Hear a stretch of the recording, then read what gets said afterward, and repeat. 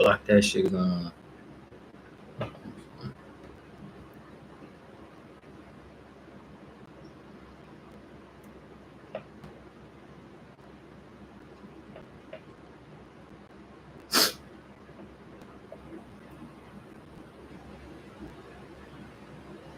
What's going on with everybody?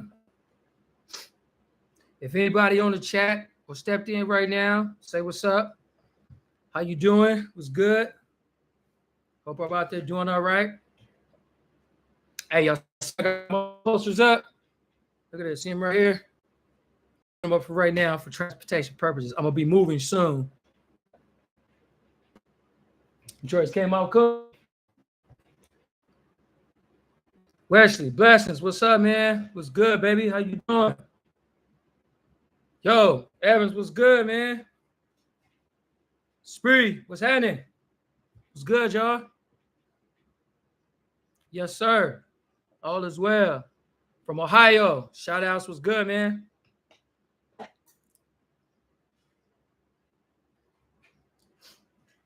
Good to see everybody. All the time. Appreciate that. I know, huh? It's not bad. You know, try to put on a little. See, this the early stages of all this stuff.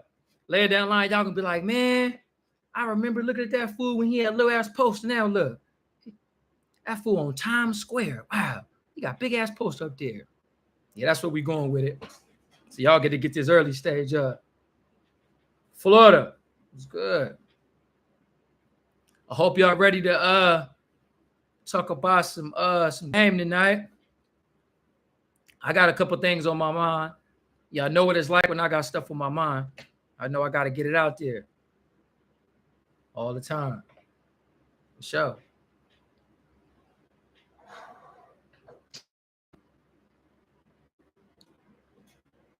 Sundays is a day of kicking back, church, you know what I mean, all that good stuff.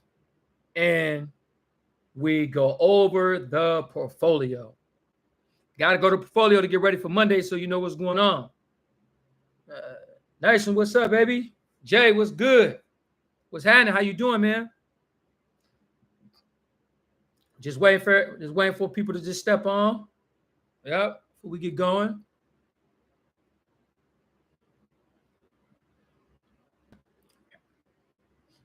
Y'all doing cool, man? How was your weekend, man? How was your weekend? Cool? Everybody safe? Everybody good? Anybody injured or nothing? Everybody family stuff straight? Mine is. So I'm happy about that.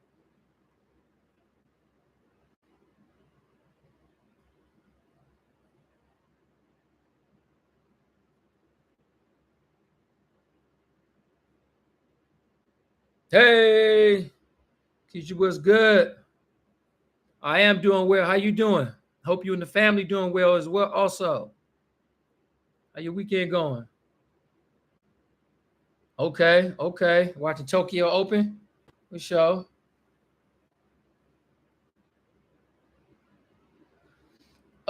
You mean good news in general?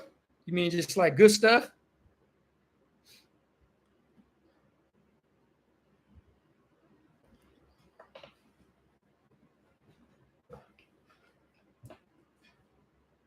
Oh, so thank you for asking. I'm good, man. I am working on this new deal that I got with this new company that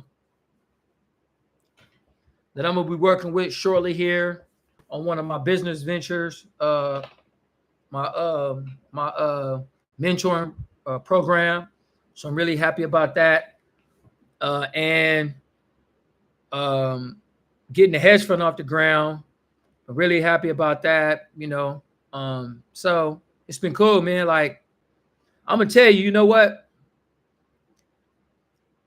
Even days where I don't really feel like it, it's still a great day because I'm out of prison, man. So, you know, like, it's hard for me to have bad days, bro. It's just like, man, it's hard to have a bad day when you're free. You know what I mean?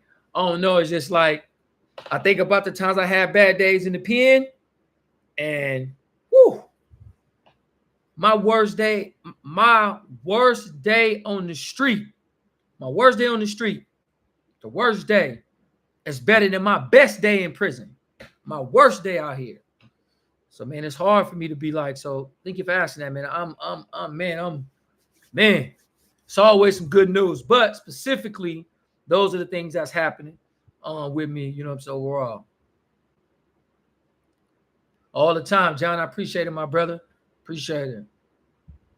Man, let me tell you. Let's get into it. So y'all done kicked it off with these questions. Let's get it.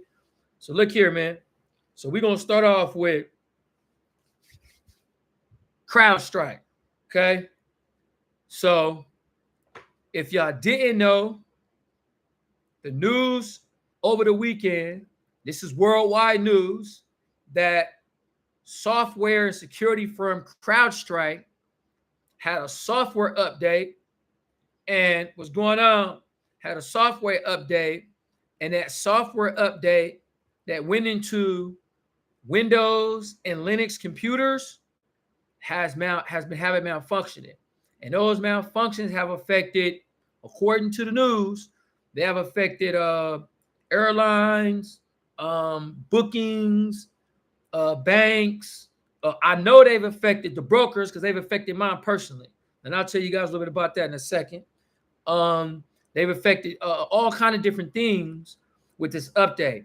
CrowdStrike has announced that it's not a terrorist attack, so that has subsided any sort of major sell-offs that were happening in the market. If people thought it was terrorists that did a cyber attack on the country's infrastructure, particularly these big companies. But that is out of the window. So now you just have the glitches in what's happening. So early in the morning, I went in to go try to place some orders. But before I went in to place the orders that night, I went in to check my account. So this is what I always do. And this is something that you guys can do. Anytime I'm going to go make a trade or something, like if I'm going to go make a trade Wednesday, I always check the accounts Tuesday night. It's a habit. And I think I got into a habit of that because when I was in the pen, you never know when I might be rolled up or sent to another institution because of something that happened. So I got used to triple checking. So I do the same thing. So when I went to check the accounts that night, I saw it didn't show. I was like, whoa, something wrong. It wouldn't show my holdings. I logged into my Bank of America Merrill Edge account, and it wouldn't show that I had any holdings show up. And it just kept saying no holdings was there. That morning, it was showing the same thing, no holdings was there. So I logged in through my phone thinking it may have been a glitch with my computer, and my phone was doing similar, but except my phone was letting me access the trades, but it wasn't showing me the bid and ask prices, which is what we know is where we buying the stocks at. So those were glitching. Then when I went in to call Merrill Edge to ask, their call services were offline because of the information. So it did have some effect on the system, the CrowdStrike information, but I didn't see it drastically pushing down stock prices to the effect of a sell-off. Right? The Dow was down. The Dow was down heavy, but the volume of shares wasn't to sell-off mode. So that's what the CrowdStrike data had. But it did have markets down. It's good money to make that day too, as a matter of fact.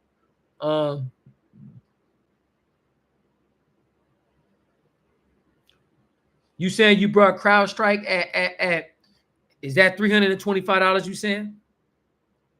Johnson? Yes. Is that what you saying, Johnson? That you bought that? Okay, so tell me why you bought it at $325. Why you bought it at $325?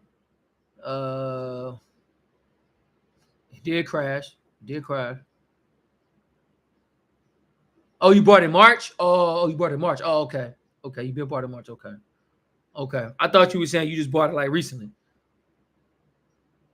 It only affected all withdrawals. Okay. That's right. Yeah. That's right. That's right. That's right. Christine asked, could you explain your timing on entering and exiting trades? So, the timing on entering and exiting trades is depending on the type of trade you're going to make. So, let's say, let's say you say you're going to jump into the markets in the mornings. Let's see on YouTube, Bobo. I appreciate it, my brother. Thank you for being here. So let's say you're gonna go and you're gonna buy some stocks in the morning, and you got $10,000, right? And you saying, all right, if you get up in the morning, you got 10K. So this is what you have. So this is what everybody have to know. So before I even say that about the timing of a trade, because timing of trades is specific. It ain't just like general. It ain't just like, right? So when you say, could you explain the timing on entering, exiting trade? It's a specific strategy that you have. If you got a specific company that you enter, we time that trade. Not really timing the trade, but I'll give a little bit about on the market side. Got you, Johnson. So if you don't have $25,000 in an account, that means that you do not have what they classify you as day trade status. Now, day trade status doesn't mean that you trade stocks during the daytime. Okay? It doesn't mean that. You can trade them in the daytime, but it doesn't mean that. What it means is that you trade stocks on the backs of the broker multiple times during the course of the day. Okay. So when you say timing trades, it's based on how frequently you're able to trade in order to time those trades. Right. So if you don't have day trade status, timing trades is different from if you had day trade status. Because if you had day trade status, that means that you can go in and make 20 trades a day. If you don't have day trade status, you can only make 1 or 2 trades a day, depending on the companies that you buying and how you purchasing those companies. So that changes the trading form. But for this sake here, Jiggy, what's up, baby? What's good? So let's say you want to get in the mornings, right? This is a general idea of timing. They say they don't want you to time, but you're going to go with that, right? You get up in the mornings, you got $10,000. You say, you look up and you see the Dow Jones and the markets are down in the morning. They down. So the first thing you want to do is what? Find out why things are down. First thing, you want to know why things are down. Because the information that you receive from why things are down helps you time if you should get in or not. It's not about specifics and timing, like, oh, I'm trying to time this exact second. No, because you can't time from second to second, right? But when you can time, it's not getting in the markets if you clearly can see the markets are in a free fall, all right? So you get up in the morning, you see the markets in the decline, and you hear, oh, news is that corporations have announced earnings because earnings seasons is here, and everybody had announced that they've been losing money. This is the big companies. That tells you that this season, companies are announcing these earnings, the markets are down. So you might say, well, let me wait and let them finish announcing instead of buying now, and then the prices fall. So that's a general idea of timing, right? You know, it's on a larger scale. So you first want to know why something is happening, then you put the agenda on top of the reason, if that makes sense. Hope that answers your question. Okay. That 3 trade per day is be able to get over. What you say at that 3 trade per day? It is. So, right. It is. So that's why it's a strategy. So it's a strategy you got to deploy to trying to get over the 3 trade thing, right? So that's why for you, Johnson, if you buy companies that high up at $325 a share, what kind of company is that? Is that a roller stock? Like, what kind of company is that to help you moving around the trade strategy? This purchasing is also about that too, right? Did you peace, my brother?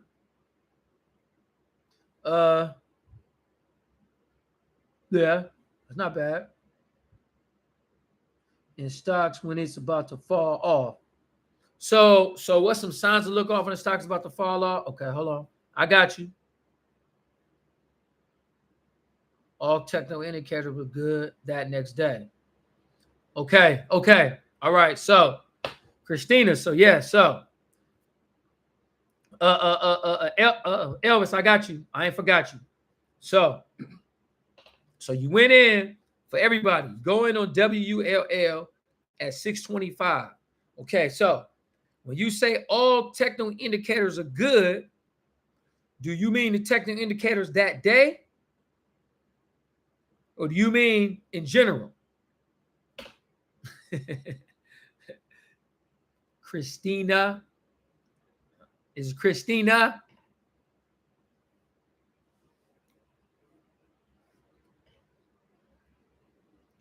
So you mean technical No. No. I thought I had it wrong. I knew I had it wrong. It ain't that.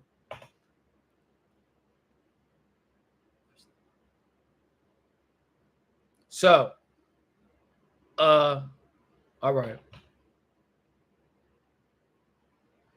Okay. I'm gonna have to work on that. But I'm gonna get it though, because I don't like butchering people's names. All right, so were you talking about technical analysis that day or in general?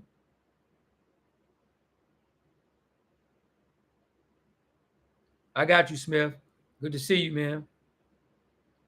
So the technical indicators come from the earnings call.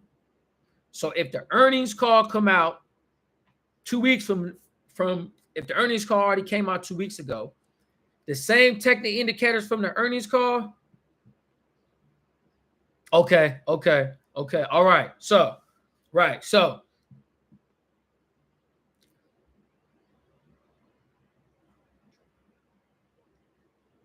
okay, listen. So this is what I don't want you guys to do. On any stocks, do not look at any charts that talk about the technical indicators from day to day if it's talking about the fundamentals, okay?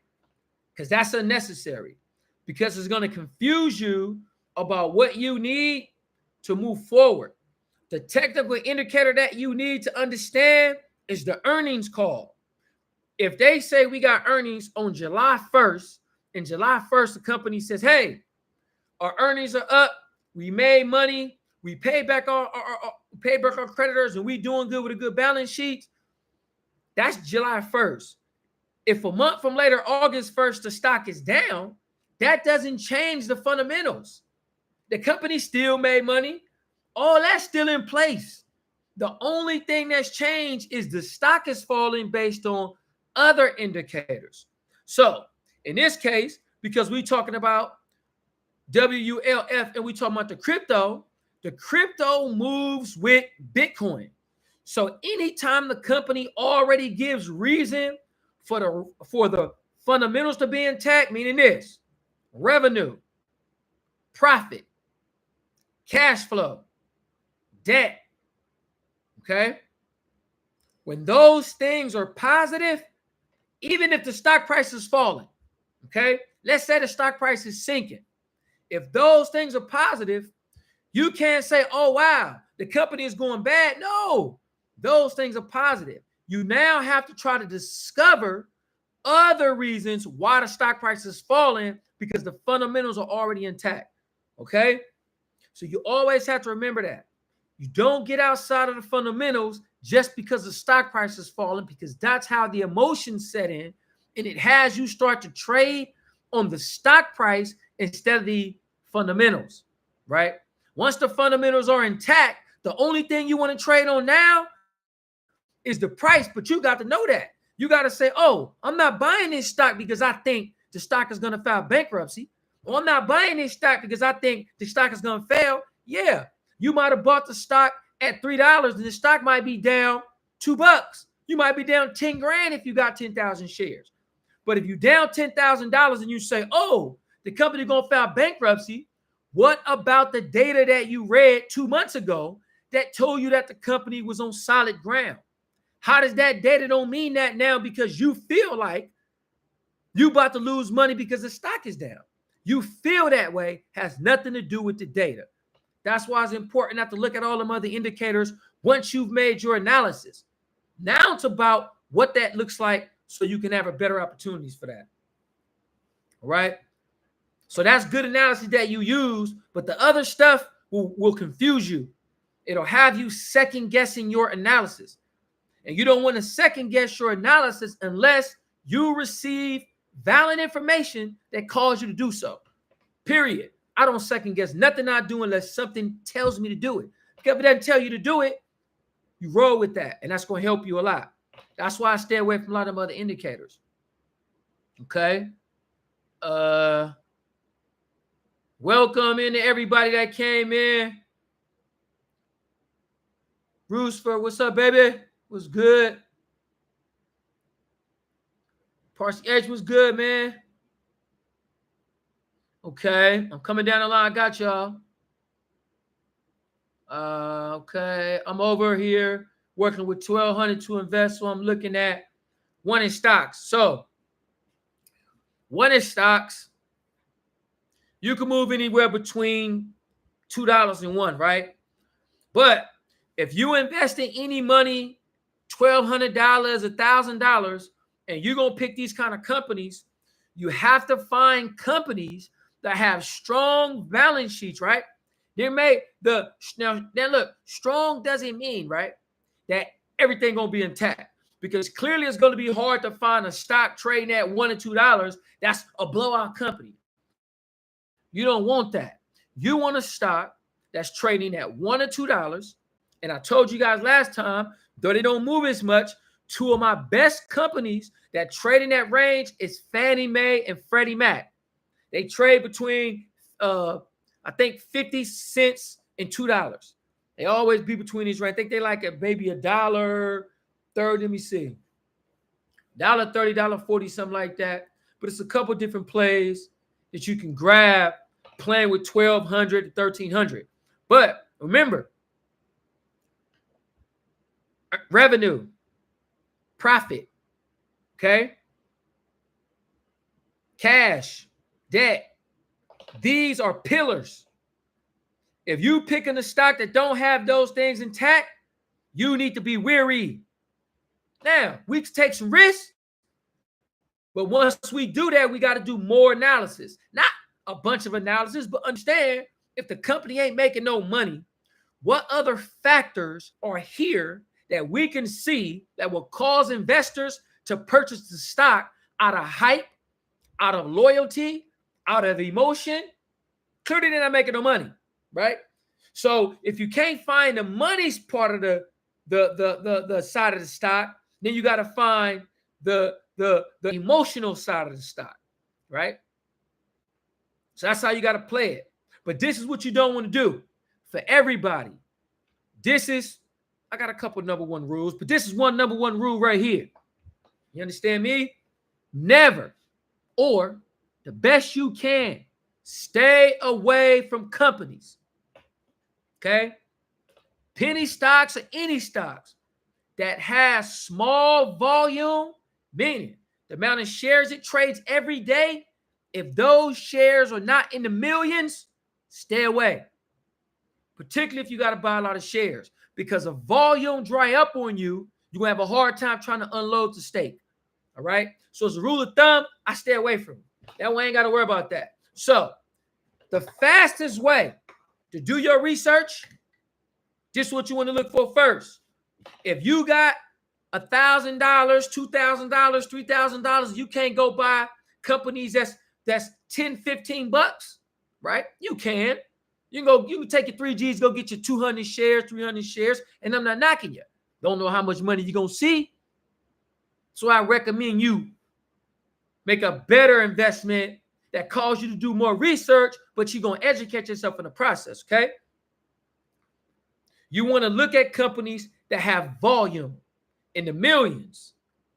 So that way, it helps you with your buying and your selling. You don't have to try to, because if you buy stocks, come watch this. This is crucial.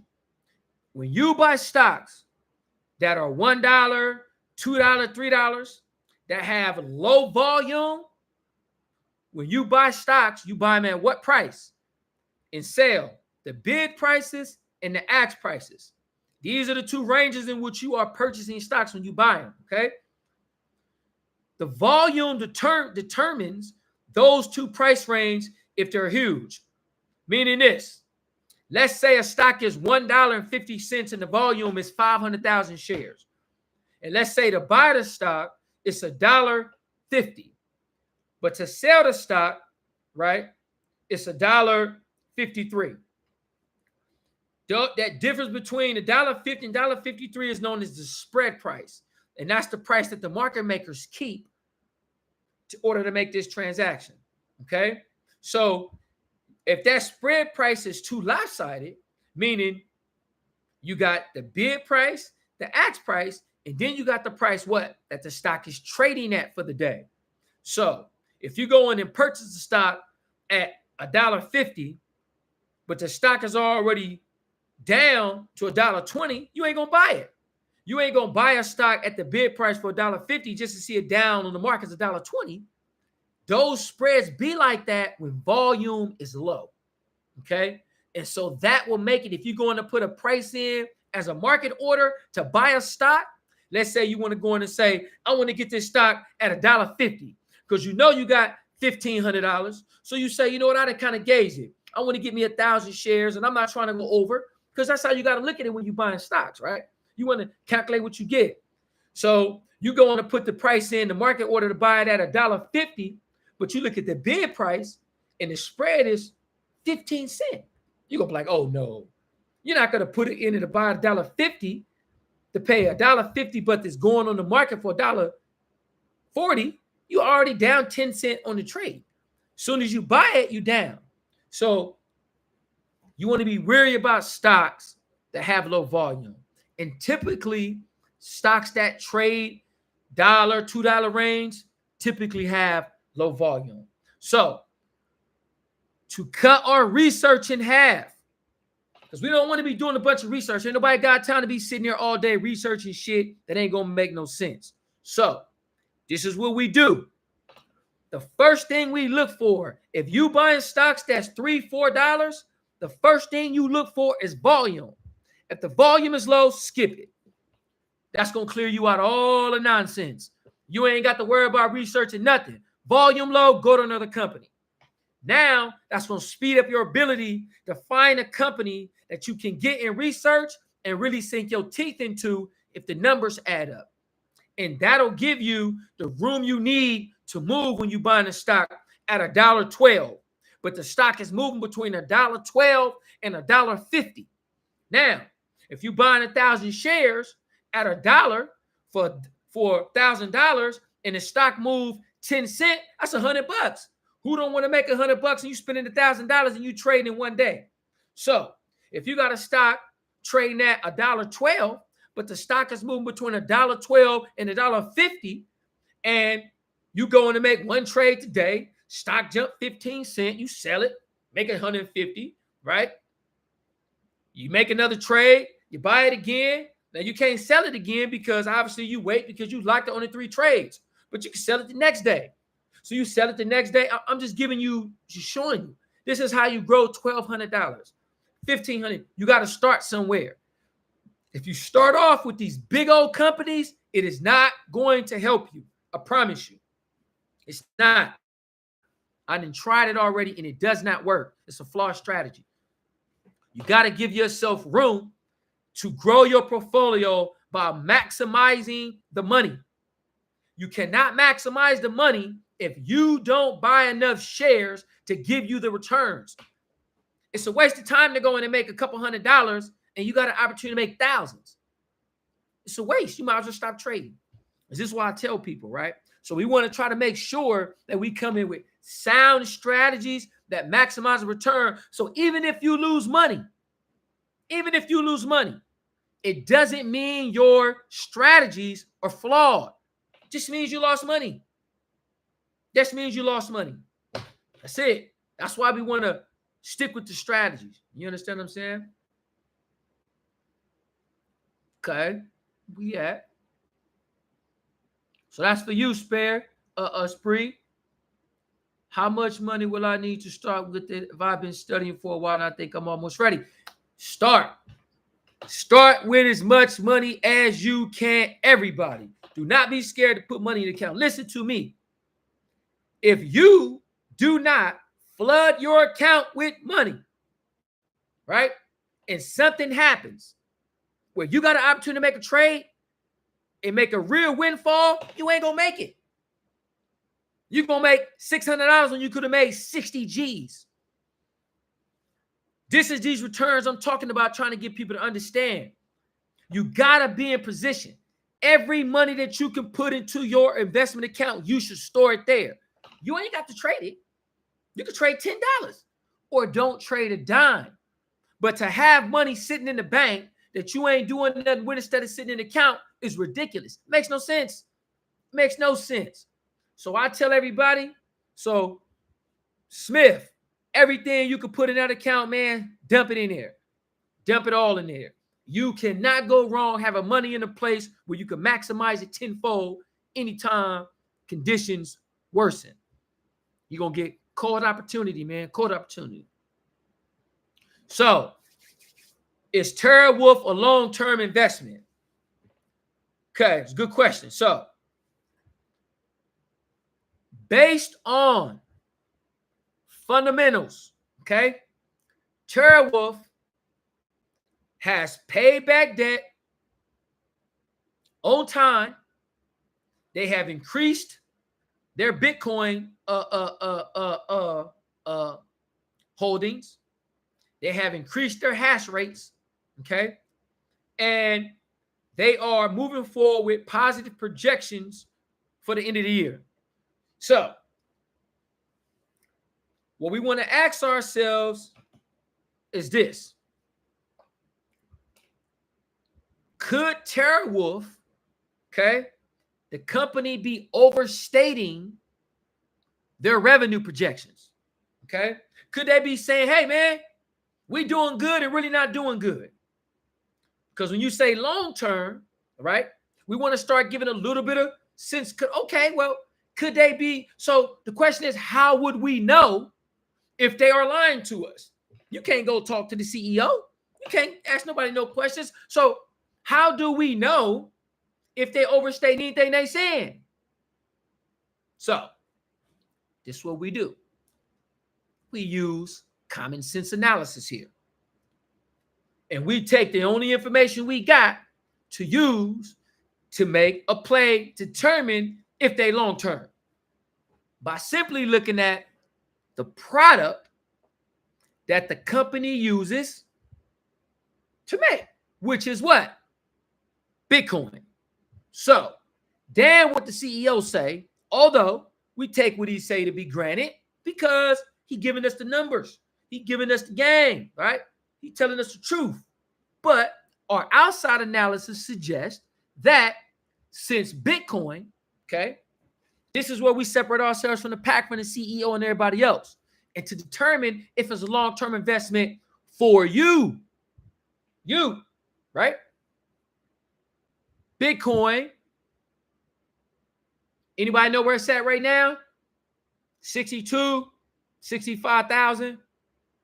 So That means that every coin they bring up is going to be worth that amount. Now, if Bitcoin fall down to 50,000 a share, 50,000 a coin, every coin they bring up is now worth $50,000. So the question we got to say is, what would Bitcoin need to be trading at for TeraWolf to not make no money? What is that? 40,000 a coin, 30,000 a coin, 10,000 a coin, 5,000 a coin. What about a coin? We got to figure, we determine, say, well, you know what? If Bitcoin is trading at about 25,000 a coin, might be hard for them to make a little change. 30,000 a coin, at 40,000 a coin, TeraWolf, MARA, Riot, right? CLSK, all the miners are profitable. So if Bitcoin fall below $40,000 a coin, that raised red flags for us. Now we got to start looking at revenue for TeraWolf, MARA, CARA, and everybody else. So now that we got our threshold, Bitcoin is currently moving north towards 70,000 a coin now. So we got some cushion here. So long term is this. You go in, you say, I'm going to go purchase $10,000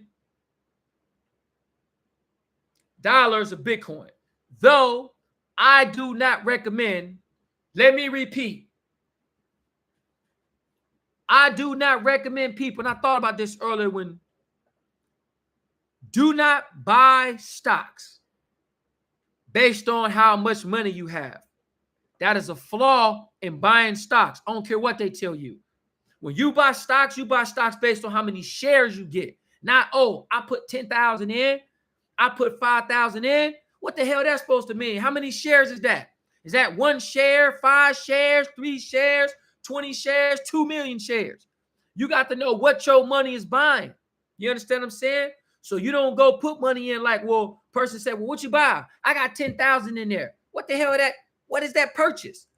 Because that's what you make your money on. You don't make your money based on how much money you put in the markets.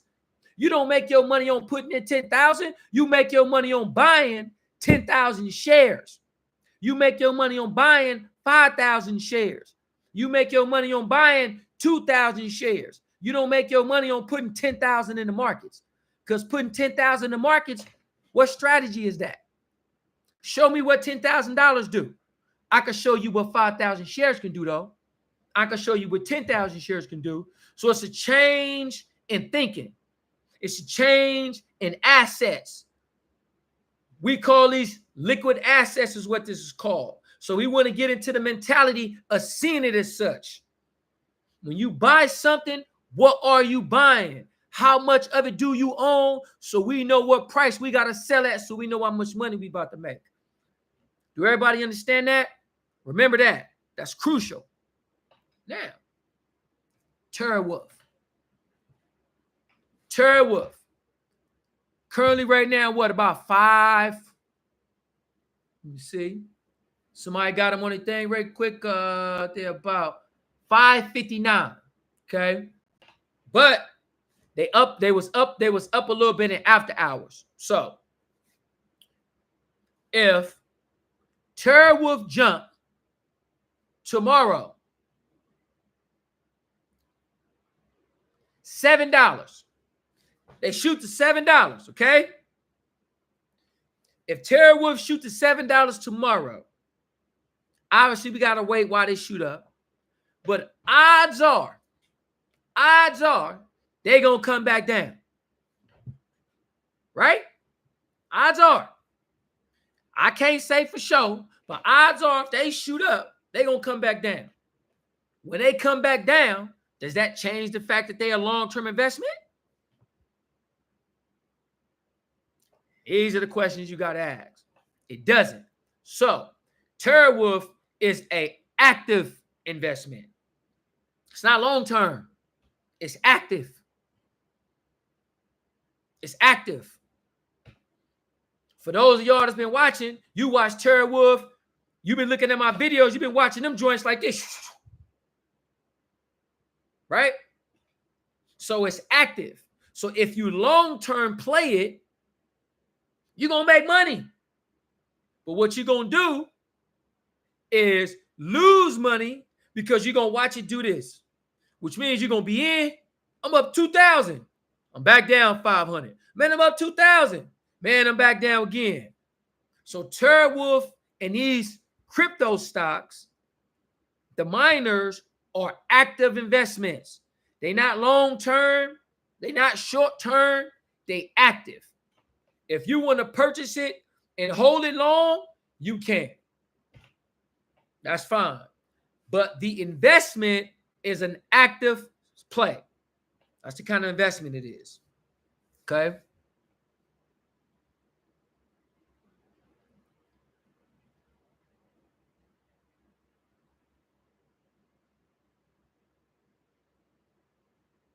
Okay. No, I don't use trading software. Oh, no. You use trading software. No, I don't. I don't use no trading software. I just do the regular, the standard.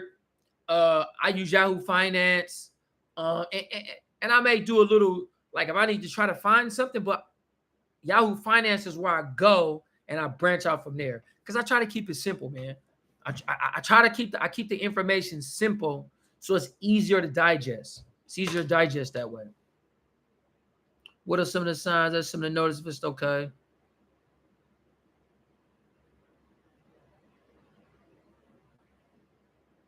Tight spreads a kid. What is one of your most important and useful tactics that you use?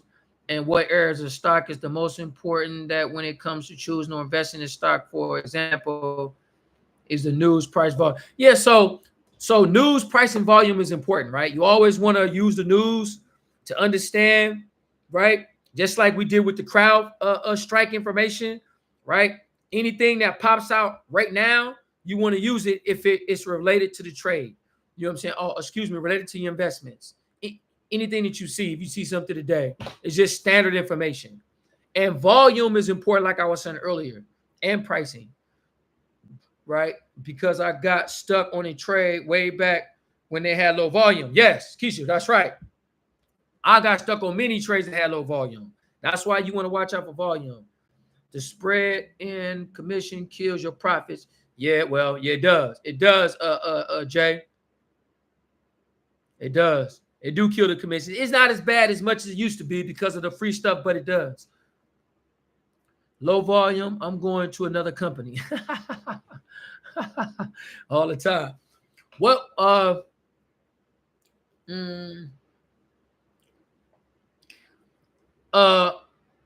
Spree, look at Fannie Mae and Freddie Mac. Check them out.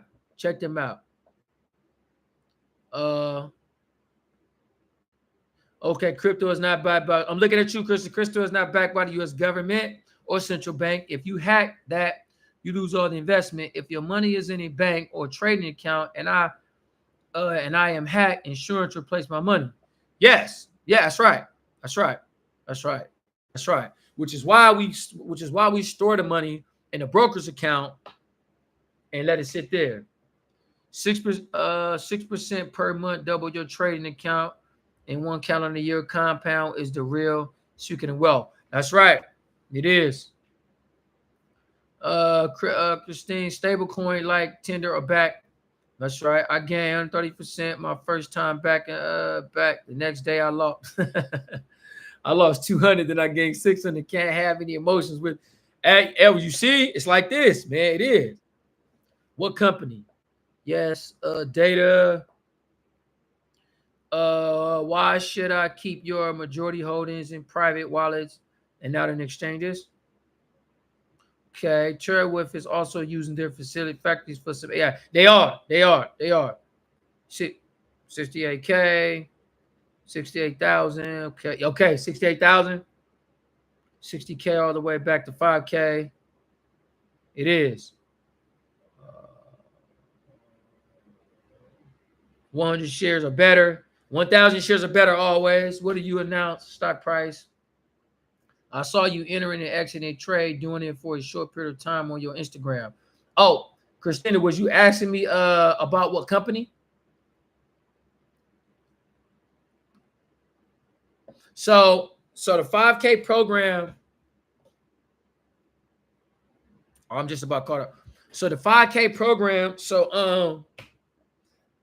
where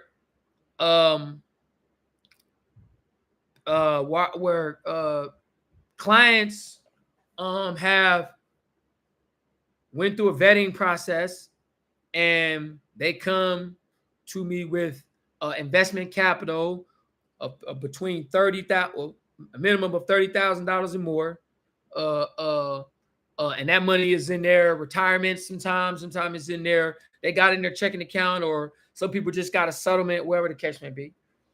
And what they do is they pay me to show them how to go in and take the money that they put up and go in and trade that. And I make back the money they pay me. I make that money back using their investments and show them how to do that. And I showed them how to do that in about between 45 to 60 days. That's what that program is. So some people was like, hey man, I want a little bit more. And then I'm talking to them more periodically. One of the people I'm talking to, we trade pretty much every day. We go back and forth on the phone, and then we have a Zoom call once a week.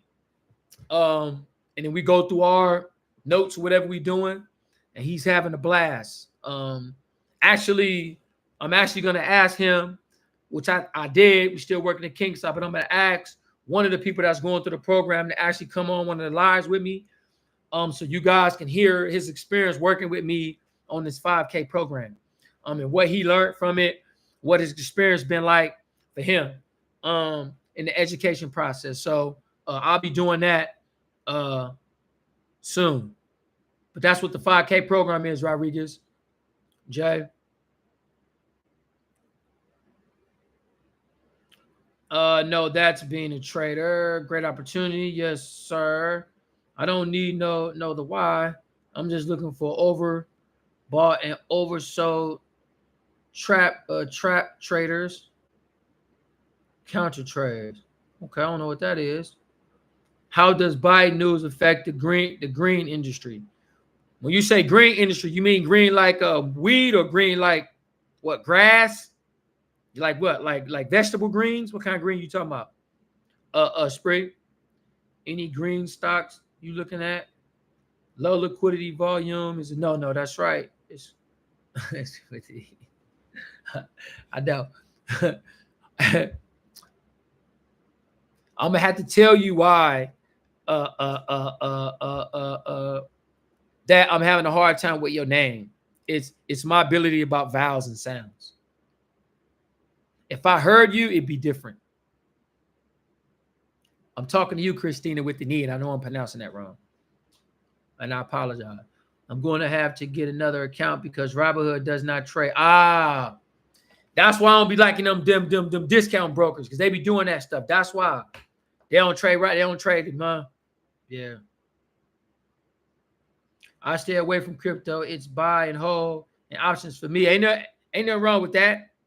Nothing wrong with options. Brokers rob their clients all the time too. They do.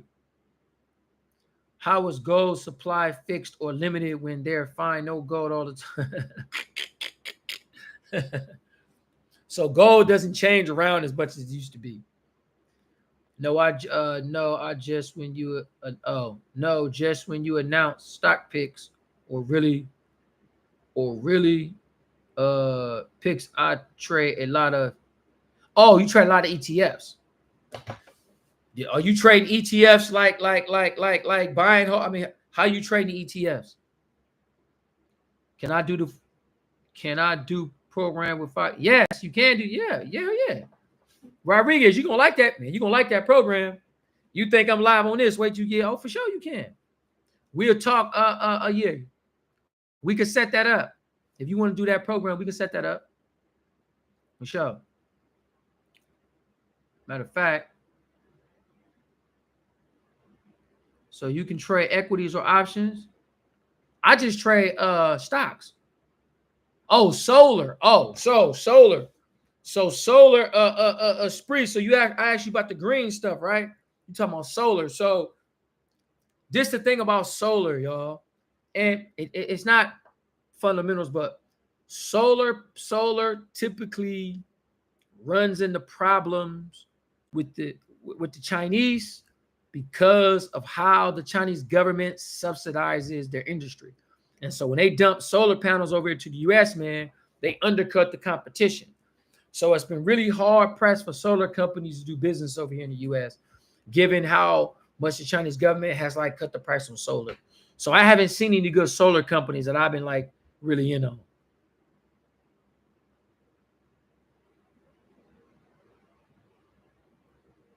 You can do that. You can get more info on it. I get you more info on it for sure. For sure. Do you use patterns when there's when? Same thing. So I don't. Most of the wind farms and turbine farms are owned by. They're owned by these really big private companies and big private investors. A lot of wind farms. Well, I don't want to say a lot of wind farms, but many large wind farm projects are owned by a lot of oil tycoons and yeah, a lot of oil and gas and mining. That type of industry deals with like a lot of wind and solar because they're doing a lot of chart diversification. Do you use patterns when there's no news? And what if you find a new stock and don't have no news but have the volume? Do you use the same patterns? So Elvis, so when I was in the pen, yes.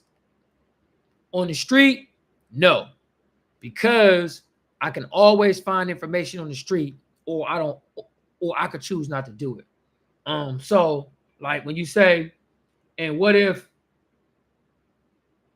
Okay, I was about to say, you see that? Okay. Hey, Rodriguez, you see that in the chat? It's a thing up there for you, and then we'll holler off the thing. So Elvis, I got you. So, and what if you find a new stock and don't have news? So if I find a new stock and I can't find a new, so here's the thing: if you find a new stock, what price point are you talking about with this new stock that you find? Is it, $5 stock, $1 stock, penny stock, what?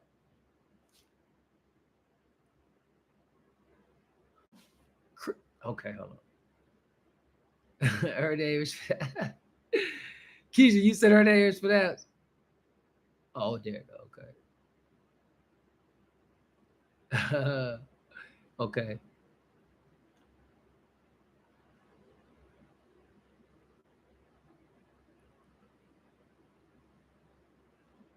Fading or counter trading is just taking the other side of the. Oh, okay. Okay. Invert is the invert for the S&P 500. Great for being. Oh. That's a oh. Oh, okay. That's a TVA is a ETF. That's an ETF.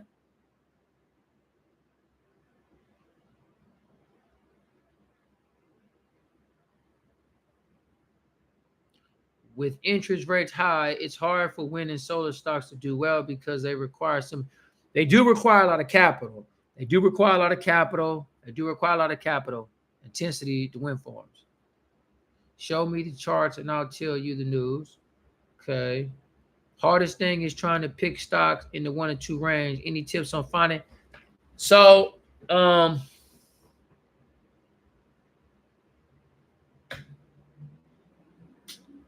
Spree, this is what you do. So it's hard to find stocks in the $1 range. So, okay. Try this technique. So you use Yahoo Finance, right? Spree use Yahoo Finance? Yes. I love the S&P. I love the S&P and I love the Dow. Oh, okay. Yeah, I love the S&P and I love the Dow. Okay, so, all right. Here's what I want you to do. When you go to Yahoo Finance, I want you to, when you go to the top of Yahoo Finance and you type in the symbol, type in a ticker symbol to Fannie Mae or Freddie Mac. And what the algorithm typically does in Yahoo is it'll show you stocks that's related to that. And those other stocks they show you will probably be, some of them will be below $1, and start your research there. That way, you'll already have an understanding about the stuff that's down.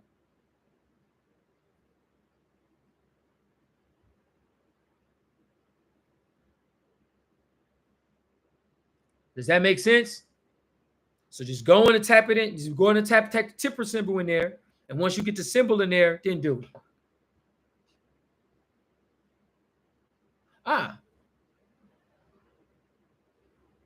Not bad, huh? I know. I was just trying to think of a way to tell you to find them. But that's a good way you can find them. Okay. So okay, so there's an ETF. Okay, right. So you just buy all the ETFs?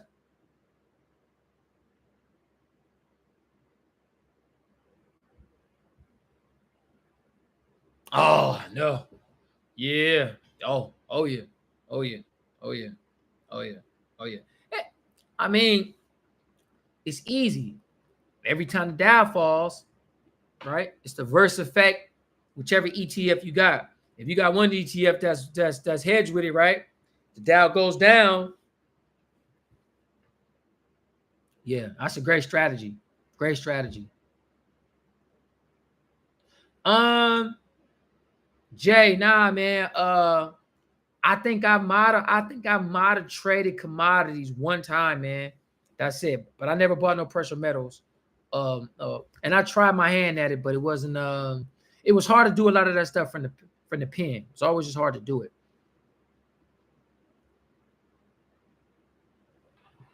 Do companies just fall off, or do they show a pattern before? So, okay, so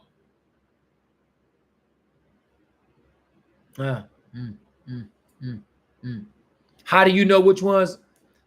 Is it some sort of chart that you look at to tell you if it's in play?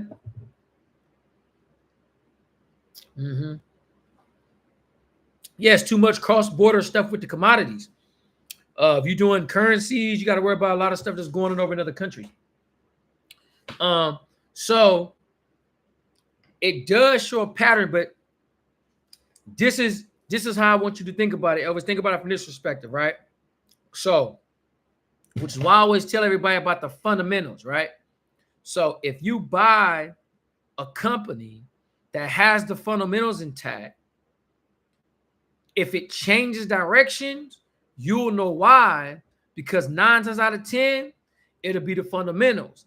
And if it ain't the fundamentals, you will easily see that it's undervalued. See what I'm saying? So you won't really have to see, like, if the company falls off, you're just looking at the fundamentals of the business. And when I tell people say, well, like, what am I looking for? Just the fundamentals of the business. That's your gauge. That's your key. The fundamentals is what drives the stock to the moon or into the ground. The fundamentals.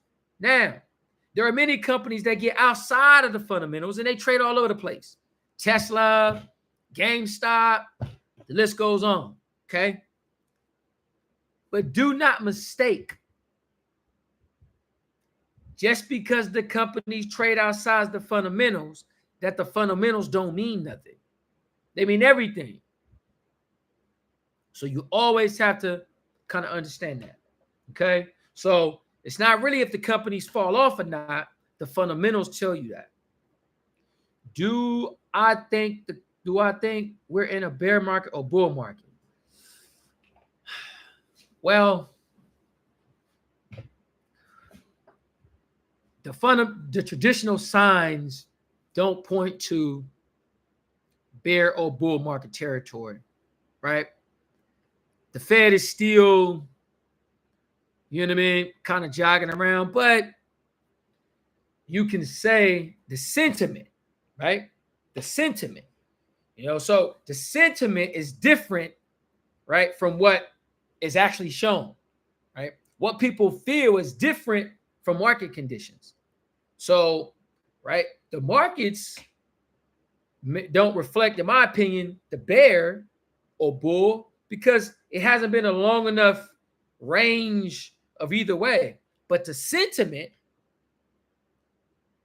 feels very, very bearish. The sentiment does, right? And the sentiment basically means the feeling in the markets, right? How do people feel, right? So the feeling is that, but the markets is not reflecting a downward spiral. They're not necessarily reflecting a takeoff neither, but they're not reflecting a downward spiral, but the sentiment feels that way. What do you think about Hub H or HUT? I noticed that it's not on your Bitcoin miner list.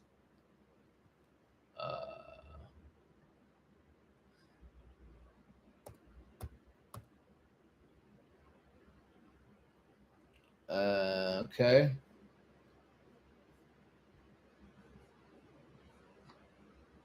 So I'm looking at right now. I'm looking up HUT. Volume is heavy. They've been rising. One reason why they're not on my Bitcoin, they're not on the mining list because I just heard about them because you told me right now. So that's one.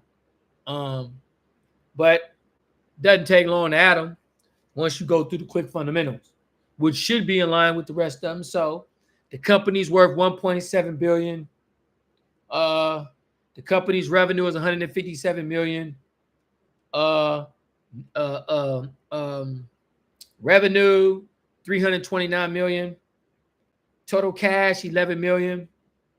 Total debt $218 million. So the company's profitable, just like all the miners. Shares outstanding 90 million. Current stock price 1942. So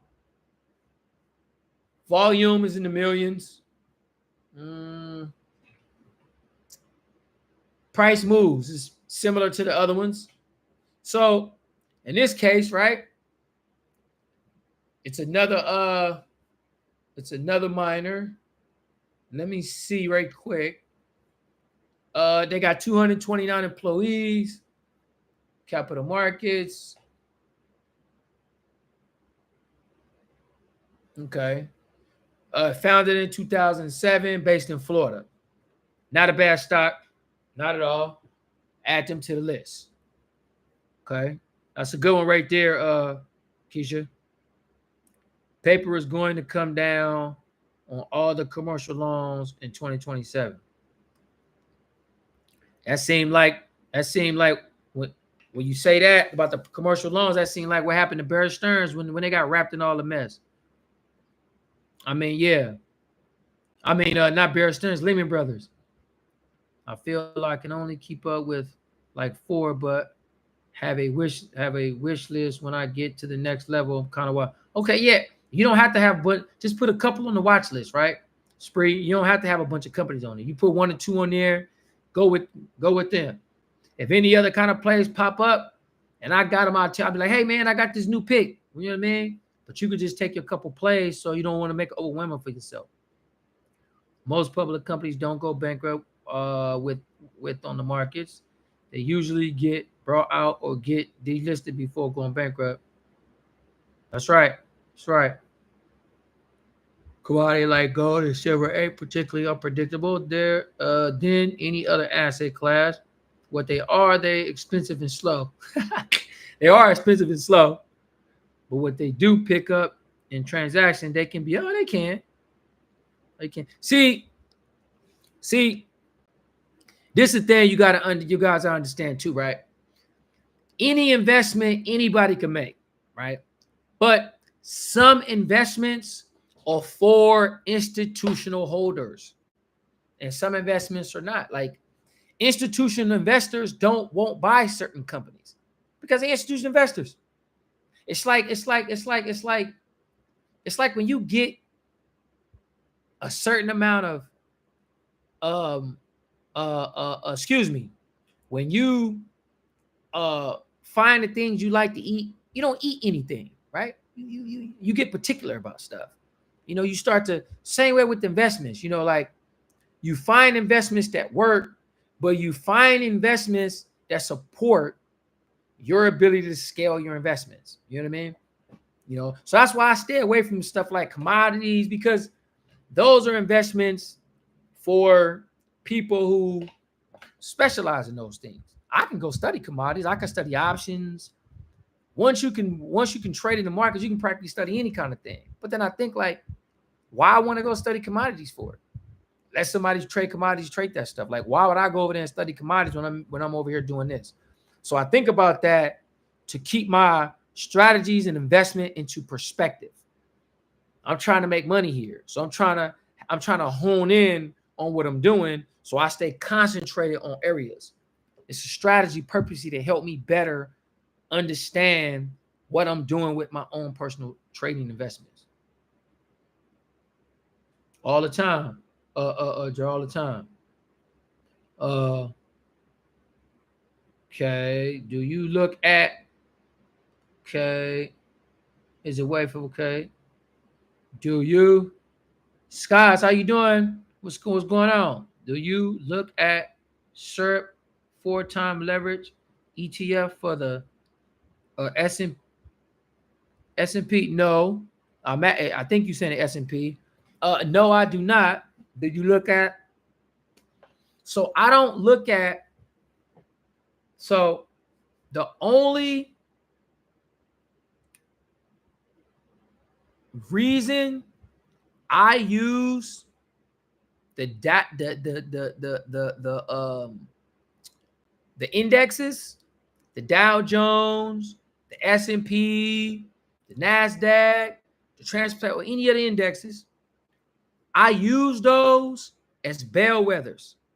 Basically, a bellwether is the cream of the crop, right? It's the top tier. So whatever companies in the prospective industries that it's in, if it's the biggest, meaning it makes the most money, it has the biggest market cap, it has the best products, makes it the bellwether, okay? So I use the indexes like those. I don't use the indexes to invest into them. I invest into individual stocks because it allows me to always control my investment. Now, other investments may be able to do similar things, but because I was in a pen, I didn't have the luxury to explore those type of investments. So stocks became my specialty and what I particularly invest into, although I study how to options and the different types of investments. Yes. No, thank you for the info. Appreciate it. So my watch list, I got you just a second.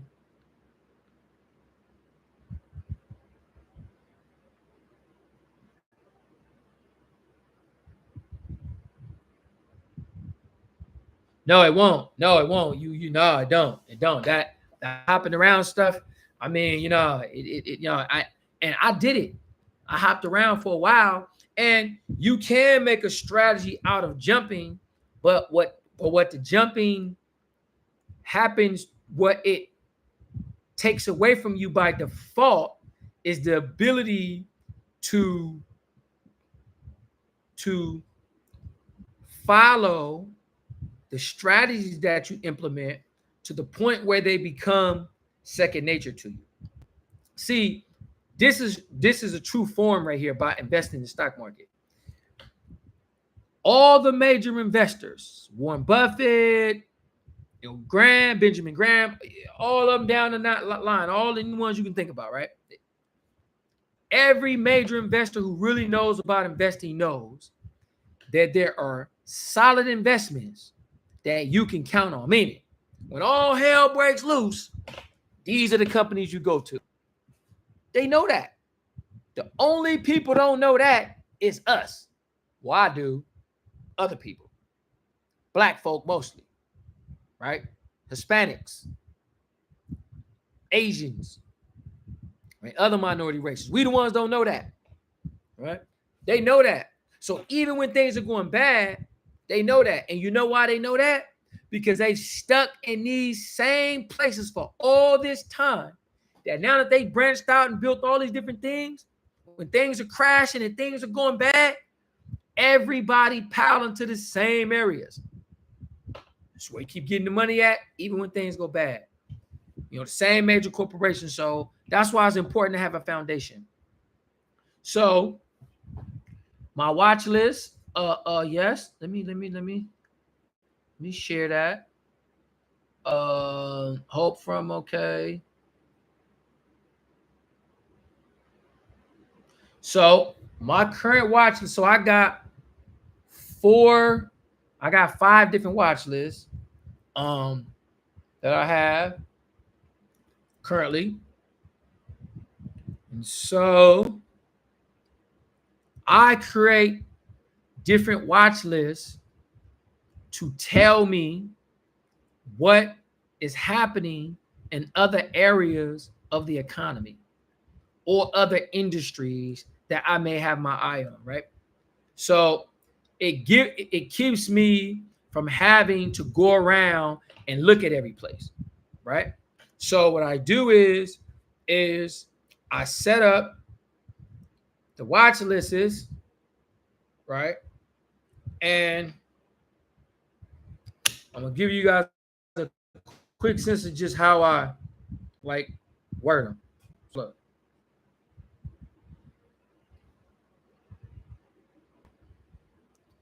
So you see that right there? You see where it says restricted until 10/18, roller stocks, $1 to $2, Bitcoin, banking stocks, general list, roller stock, airline and cruise line stocks, small cap. So on my airline and cruise line,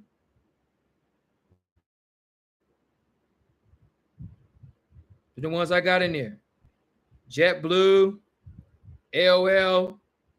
See, I got all of the cruise lines and the airlines in there.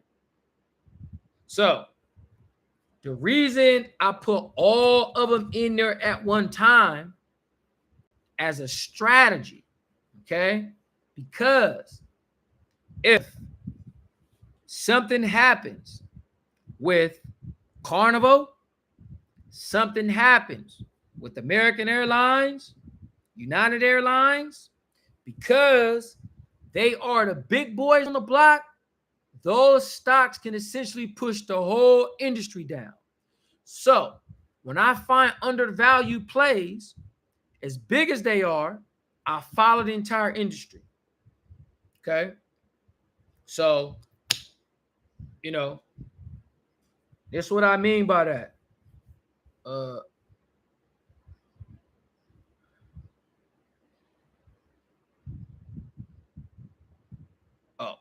It went off. I'm going to show you guys something right quick. So, okay, here we go.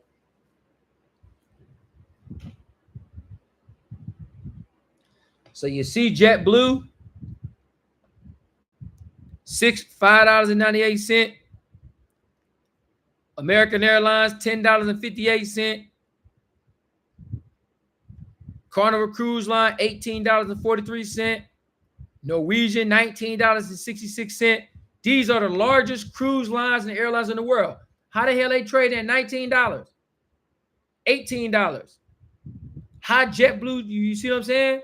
So when I see an industry where you have companies trading this low, so if JetBlue is at $5 now and some go bad, they can fall to $4, $3. And that's a steal. JetBlue at $3 or American Airlines, right? If American Airlines, one of the largest airlines in the world, is trading at $10 a share and it falls to $8, it's underpriced. So this is why I follow the entire industries. It makes it easier for me to do the math and bring back the return because you can grab a whole industry if I wanted to. So that's some of the stuff that I've been following.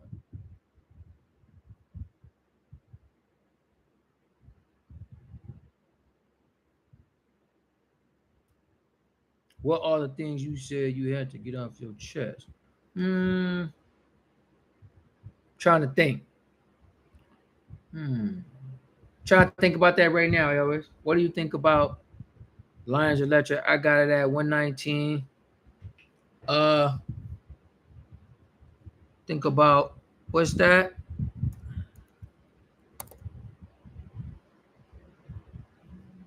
So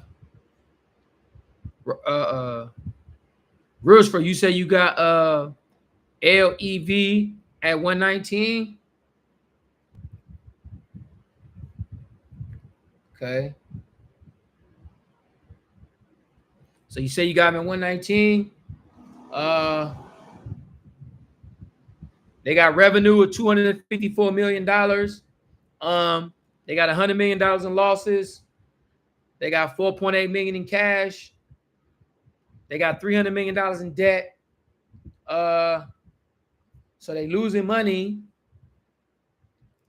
The price is down to 90 cents, so you know they're down a little bit. They are Lions Electric Company designs, develops, manufactures, and distributes purpose-built in all-electric, modern, and heavy-duty urban vehicles in Northern America. The company's products includes battery systems, classic, bus. Okay, so they produce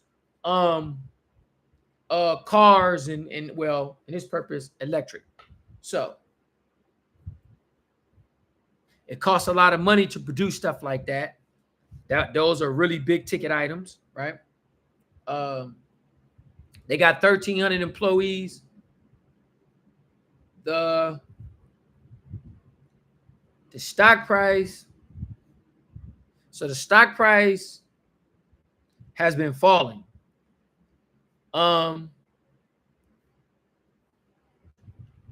Rasher, when did you buy that stock? When did you buy it? Good point about okay.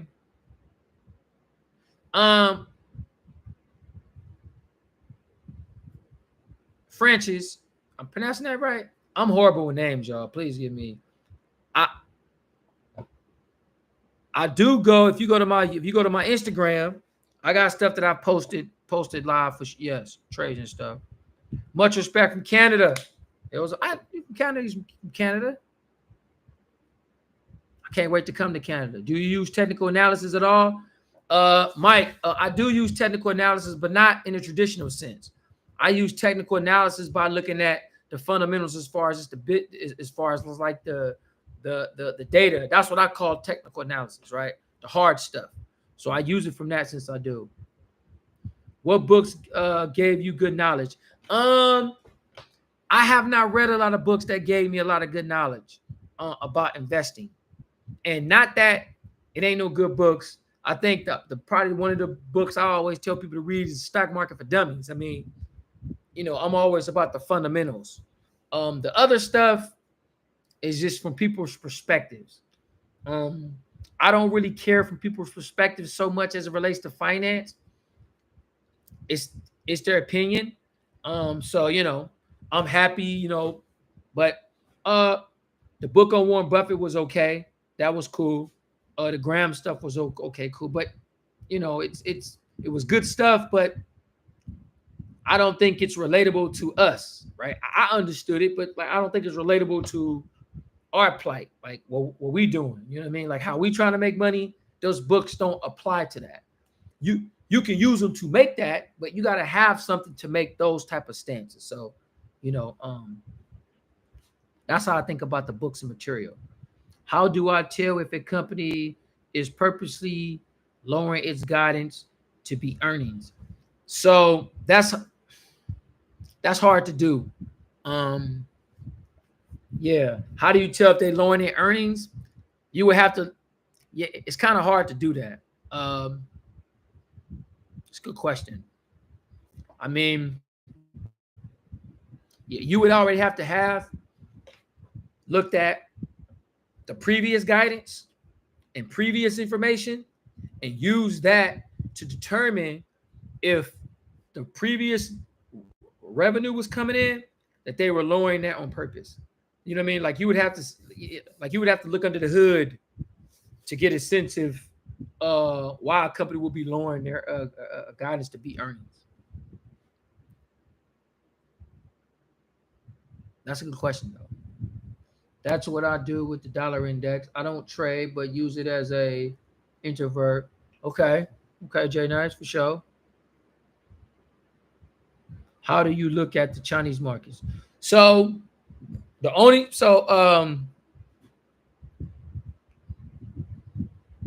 Google Chinese markets. Gonna pop up. And when they pop up, I mean, you gotta get it. But if you're just talking about, Google Chinese markets and see what comes. Do that. It'd be easier that way. That way I can get a better sense of what you.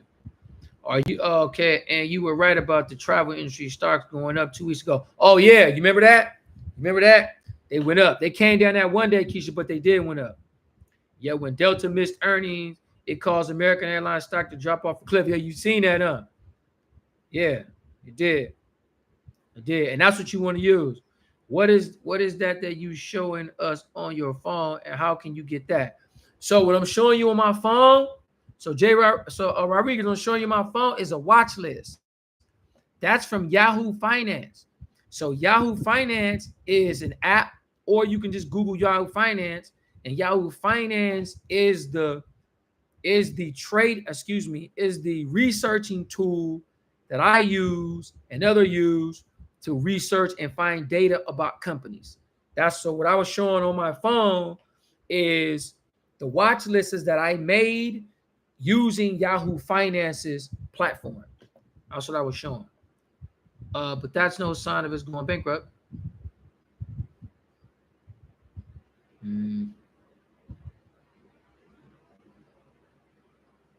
The share price is determined by the amount of share. Yes, the share price is determined by the shares outstanding. Hey, mad respect to you and the wife, man, for sure. Shout out. I hope you enjoying and getting some game. For sure. Hope you're enjoying some game. What is a roller stock? So a roller stock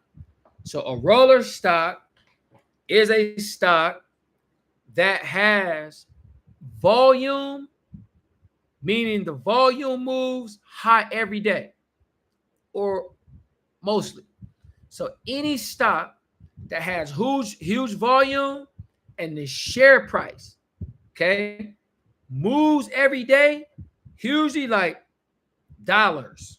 So for a company that's trading in the dollar range, meaning $10, $20, $30, a roller stock will be that stock moving $1 or more a day. A company's stock price trading in the cents, meaning it's trading below $1, a penny stock, if you please, or a stock trade below penny status, right, which is the two classifications. A roller stock in that class of stocks would be moving 10, 15, 20 cents a day. Okay. The stock price. That's how you classify the difference between roller and not. And by the way, roller stock is my own invention. I invented that one. So if somebody be like, oh man, they did, they're damn lie. I did. Wasn't a roller stock till I thought about it. And I came up with that because I had to find a way to classify a new set of companies that I was trying to identify, and I couldn't. So I decided to come up with two new classifications of stocks. One is a roller stock, and I got another classification of stocks that I dubbed called a rally stock. So there are 8 individual stocks, and then I came up with 2 of my own invention.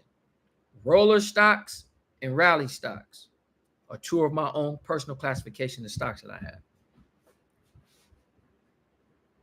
Somebody was like, man, you can't come up with your own set of stocks. Why I can't? Why I can't? People come up with shit all the time.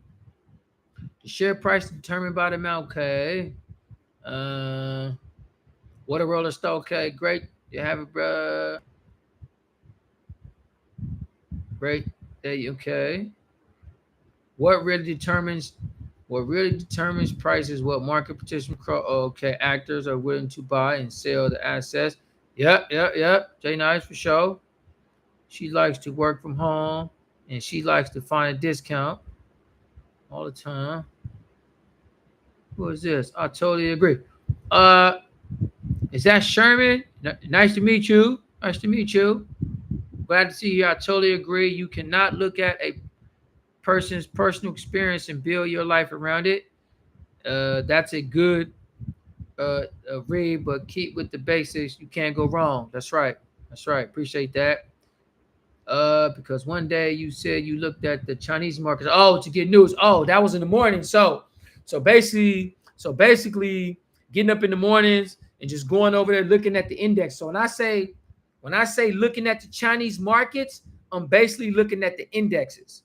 So how we got the Dow Jones and the S&P and the Standard and all that, they got their own over there. So I look at those to see where those are going overseas to get a sense of what over here. So that's what I meant when I said look at the Chinese markets. Thank you for asking me. Thank you for asking for that clarity. Would you mind sharing your watch list with us?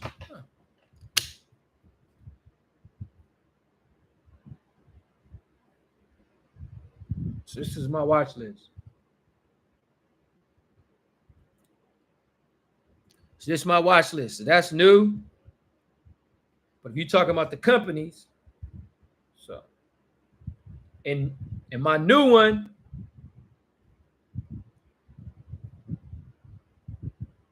you see I got Donald Trump company there, DJT. I got them there. This is my new watch list. It's the new stuff that I'm looking at. The sense of what I'm following. Okay. I'll send a new one.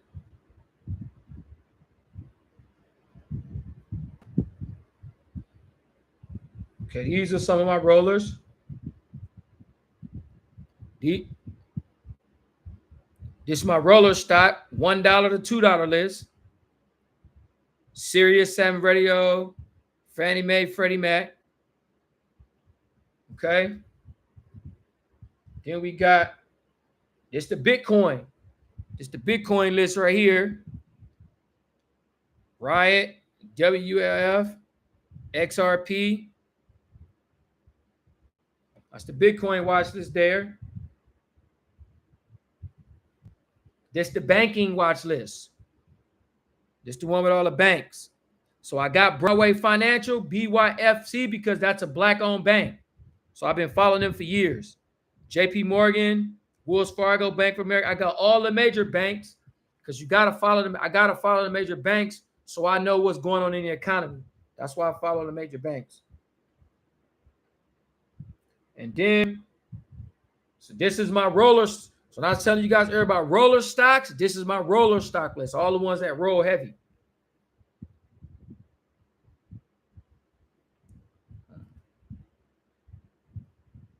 This is this one. So you see I got Nike. So you see that NVIDIA, down $3. Microsoft, down $3. Apple, 13 cents. Boeing, look at Tesla, down $10. Google, 17 cents. Amazon, 62 cents. Facebook, Disney, look, Disney down. Netflix down $9.70. So that's the roller list. They move. So anytime the Dow Jones is up or down heavy, this entire list moves. For the most part, it's totally smooth. And then and these are the small cap rollers that I follow. You can see some of these. These are the small rollers. Lion Gates Entertainment, Bumble, Robinhood, GameStop, AMC. So I got my list specifically because when I'm looking at this list through the course of the day, anytime something changes in the market, I can check my list. I can find new companies stuff I'm looking at. So I hope that was healthy for was cool for you, Jerry. Okay. Are you planning on making any plays this week? Yes. I'm planning on making some plays tomorrow. Hopefully, given where the markets are. Yep. I'm planning on going in. So tomorrow, the miners are the target because they rallied and came down. But Bitcoin has been jumping up 2,000, up 1,500. So that's the target tomorrow. Any major pullback in the miners, which is going to happen. They pulling back. MNRS pulling back $1.50, right? Like $1.50. TerraWolf, they like 540, then jumped to 590, 610, fall all the way back down to 538. Those type of plays right there, all on top of that. So those are the targets tomorrow. Those are my targets for tomorrow. I understand that, but I was saying is market. Okay. I understand that, but what I was saying is market cap divided by outstanding shares equals stock price. So a company with billions of shares will have a lower stock price. So, Smith, yes, a company with billions of shares will have a lower stock price, but you can have a company that has a higher stock price with a small amount of shares. Because the outstanding shares are smaller, the price is higher because it's less demand. So in that case, it's the opposite effect. So you look at NVIDIA right now, NVIDIA has billions of shares outstanding, but its stock price is only what? $100 some. You look at Facebook stock price $500. They don't have as many shares as NVIDIA have outstanding, but their stock price is higher, but they got less shares out there. See what I'm saying? But you look at another company like Walmart, for example, right? NVIDIA got more shares than Walmart out, but Walmart stock price is bigger. No, yeah, matter of fact, yes. I think they might be a little bit more. So it depends, but typically, when you have more shares outstanding, the stock price can be lower with a bigger market cap. But you can have less shares outstanding with a bigger market cap because the stock price is moving higher because it's less shares out there. So the supply is limited. Supply is limited. Supply and demand. Compared to a company with 10 million shares, trademark, roller stock, trademark.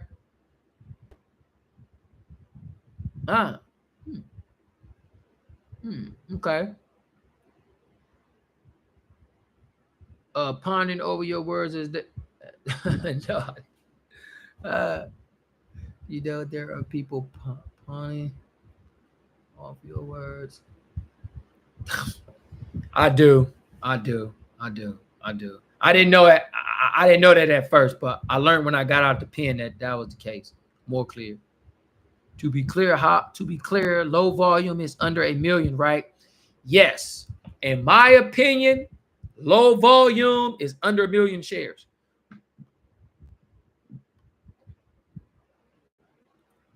Definitely trademark roller stocks. I know. I already know. Anybody out there? So if y'all see somebody out there talking about that roller stock, they are stealing my idea.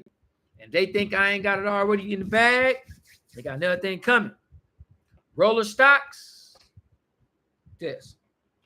Nice, good money in them too. And roller stocks are a lot easy to predict. A lot easier to predict.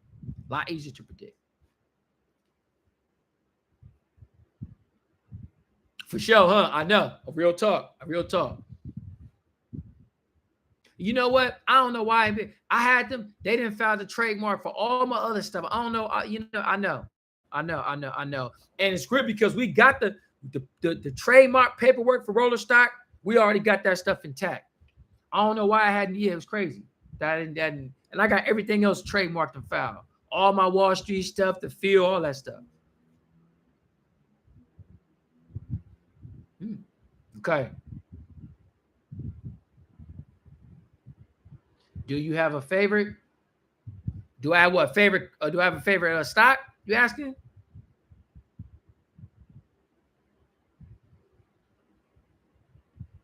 Yeah, they are. Yeah. Oh, for sure. Rodriguez all the time. Yeah, big. Hey, man. That's why I'm saying the miners. Bitcoin move 8K.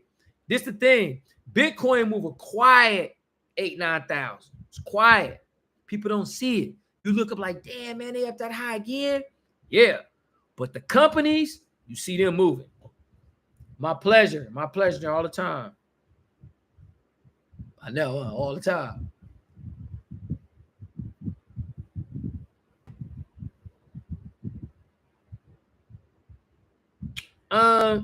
Plant-based mean like you mean marijuana? You mean like plant like broccoli?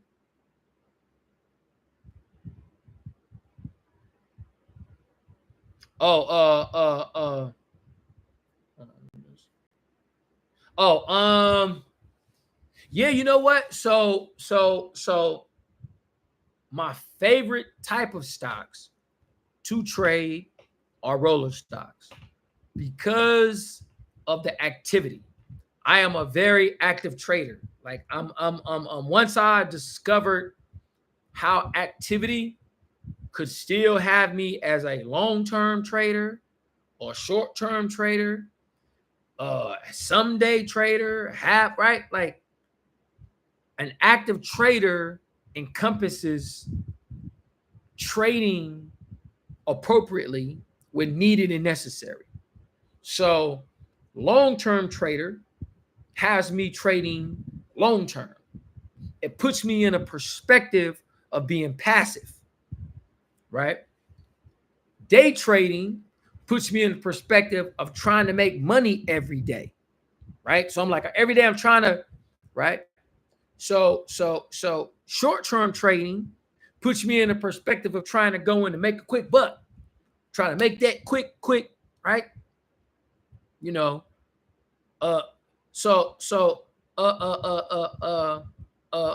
analysis trading means that I'm just looking at the analysis, right? Like I don't care about what the sentiment is. I don't care about what people are saying about the stock. I'm just looking at the data, right? So I didn't want to be none of them traders. I wanted to be a trader who stays on common sense. Common sense. No matter what happens, remain common sense here. So being actively involved allows me to remain common sense. Why would I buy something and let it sit there for 20 years and ain't nothing in my life been sitting there that long and I ain't done nothing with it? So it don't make no common sense to me that nothing I do is successful just sitting there. Nothing.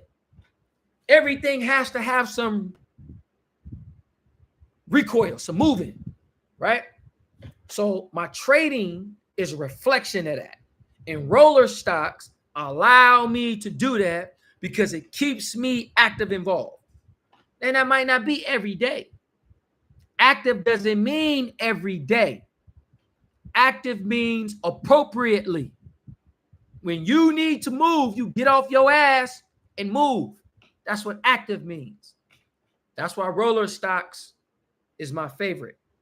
And they have been the most lucrative because it's always allowed me, and not lucrative in money, that too, but lucrative in strategy. Meaning, when I need to turn somewhere, watch this. when I need to turn somewhere. When you in the bind and you caught and you don't know what to do and you got to turn somewhere, turn to somebody, what and who and how do you turn to that? That's what roller stocks do for me. They my get out of jail free card. They the ones I turn to when I got to make a play. When markets are down and we're in the bull market and we're in the bear market, things are turning and ain't really no money to grab. I got to turn to these companies because I can trade them no matter what's going on in the markets. Down markets, up markets, good markets. Roller stocks are going to move based on three concepts.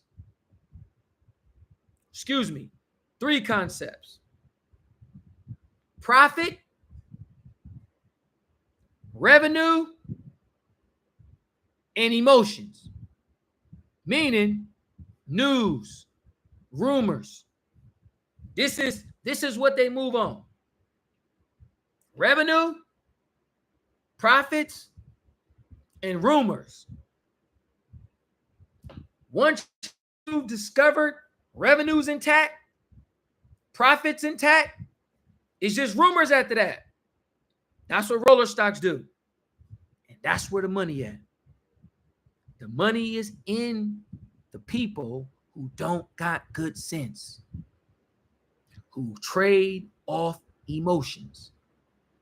And that's why the stocks move out of the range of the fundamentals. And when it does that, you go in and make the trade. My favorite stocks to trade. They're so awesome. So good, so good, so good, so good. I love them to death. Love them to death. Oat milk. I like Beyond Meat. I traded Beyond Meat for a while. I haven't traded them in a while, but I traded Beyond Meat. And an 8K drop for short sellers, just sweet for sure. Beyond is almost a penny stock. Yeah, man. Beyond was was high flying, man. Beyond that meat. People was eating that meat. Started being like, man, I don't know about that. And that sentiment started sinking the stock. And they started losing money too. Started losing money. SEDG, I ain't up on them. So with roller stocks, what do you do to approach the stock to be able to catch at least 3 plays in a day, or do you prefer to catch one good play? So it's a good question. When you are trading stocks and looking to go in to make your plays, you do not trade stocks based on the amount of plays you can make in a day or a week or a year. You go trade stocks based on the pattern that you see at the moment. Okay? Because the thing about trading is you might get in and catch a perfect storm. It's the active, right? A perfect storm means this. I think I might have showed you guys. I showed you guys one on my Instagram with the miners. When you have the Dow up, Bitcoin up, NASDAQ up, the S&P up, all the indexes up for the day, but you got Bitcoin. You got the stock prices down. Okay? On a day like that, they doing this, and they're not just doing this. See, when you got prices down, they supposed to just go up. They ain't supposed to be sinking. And they talking about they got money. Remember, fundamentals. So this is how you know when you can make 3-4 trades in a day. When you see the rate of the markets, you like, damn, man, everything up. Why these companies keep going down? So you get up in the morning, you see they down. You like, okay, all markets are up, but these companies are down. This sector is down. Not just one company. You say TeraWulf is down, MRA is down, CLSK is down, Riot is down. If one company is down, that's not enough. That's going to get you caught. You need to have them all be down. If they all down and the other indexes is up, that's a perfect storm. That means that these companies are down for no reasons dealing with the fundamentals. Meaning there's nothing wrong with the companies to justify all 5 of these stocks being down right now, going like this through the course of the day. That's your entry point. That's how you know to get in.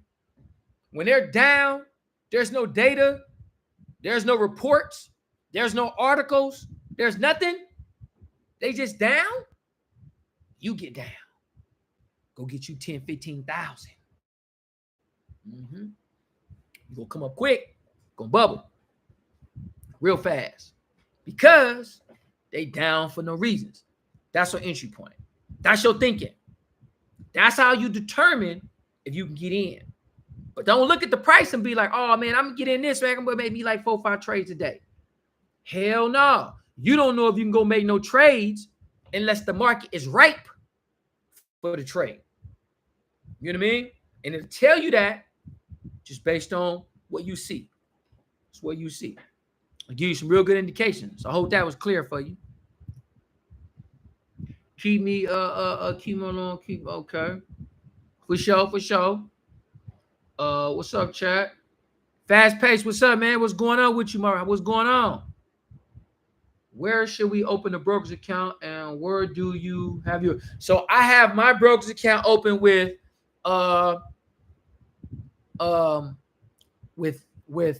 Merrill Edge, formerly known as Merrill Lynch, but it was brought by Bank of America during a financial crisis, and now turned to Merrill Edge, and so that's where I have my broker's account through them.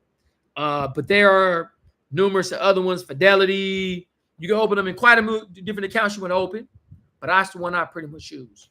I like that one.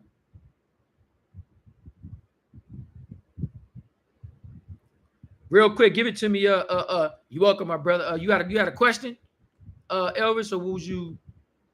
Did I answer that for you or no?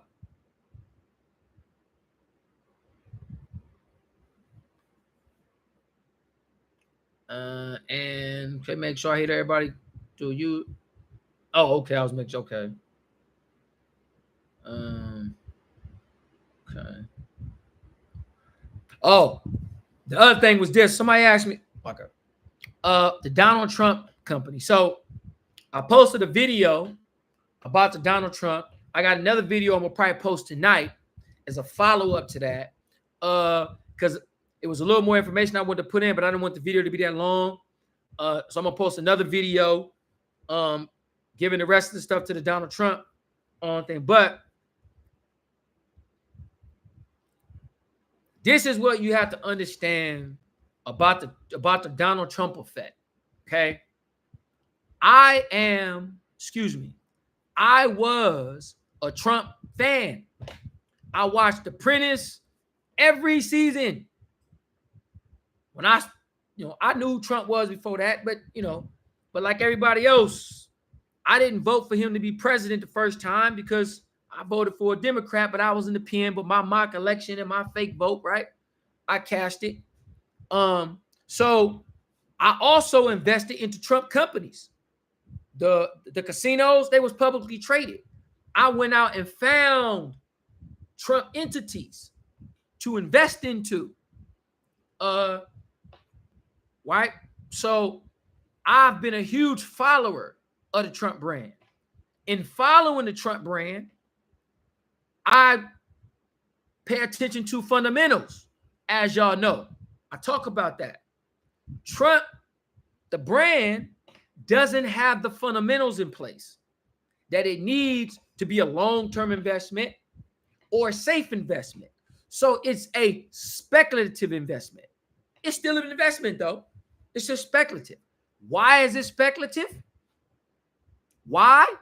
Because the Trump brand doesn't give enough information to make it a sound investment.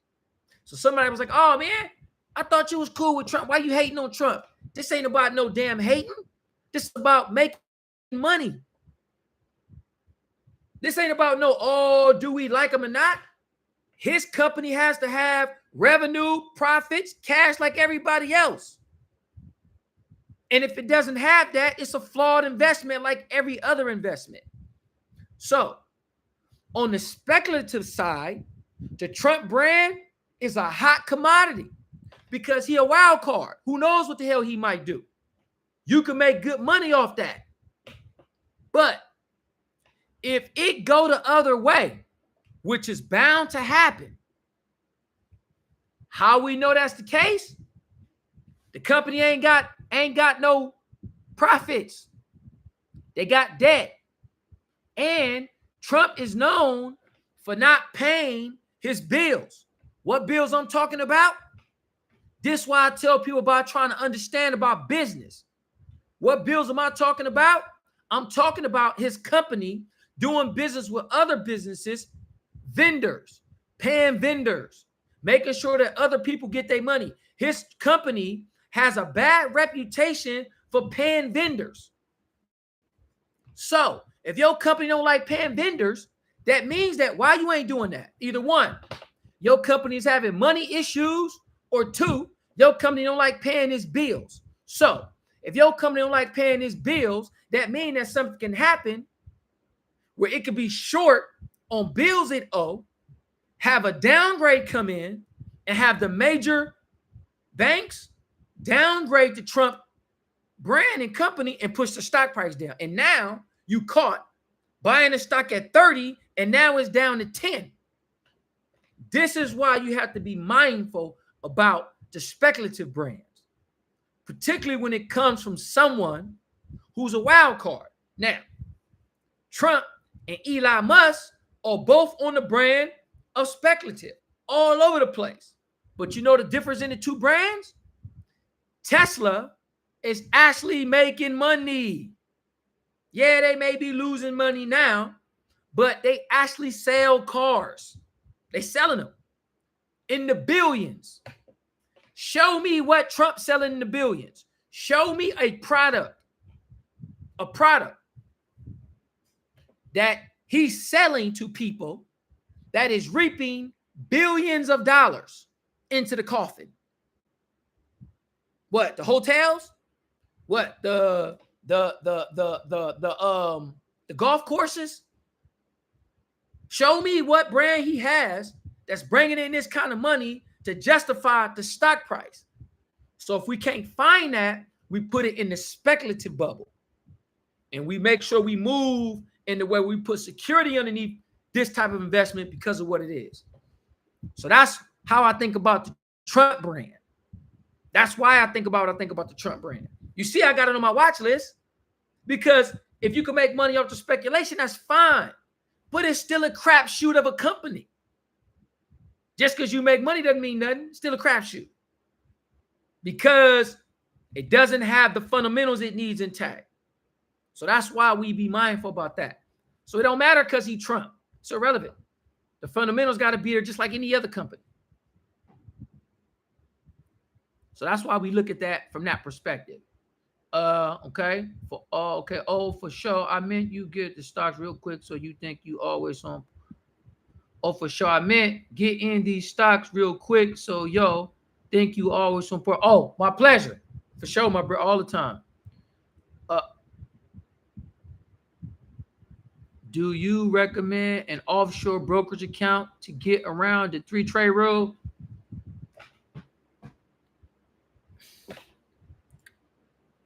If someone wants to set up an offshore broker account to get around that rule, that's fine. I mean, yeah, you can. I just learned to trade with the rule in place.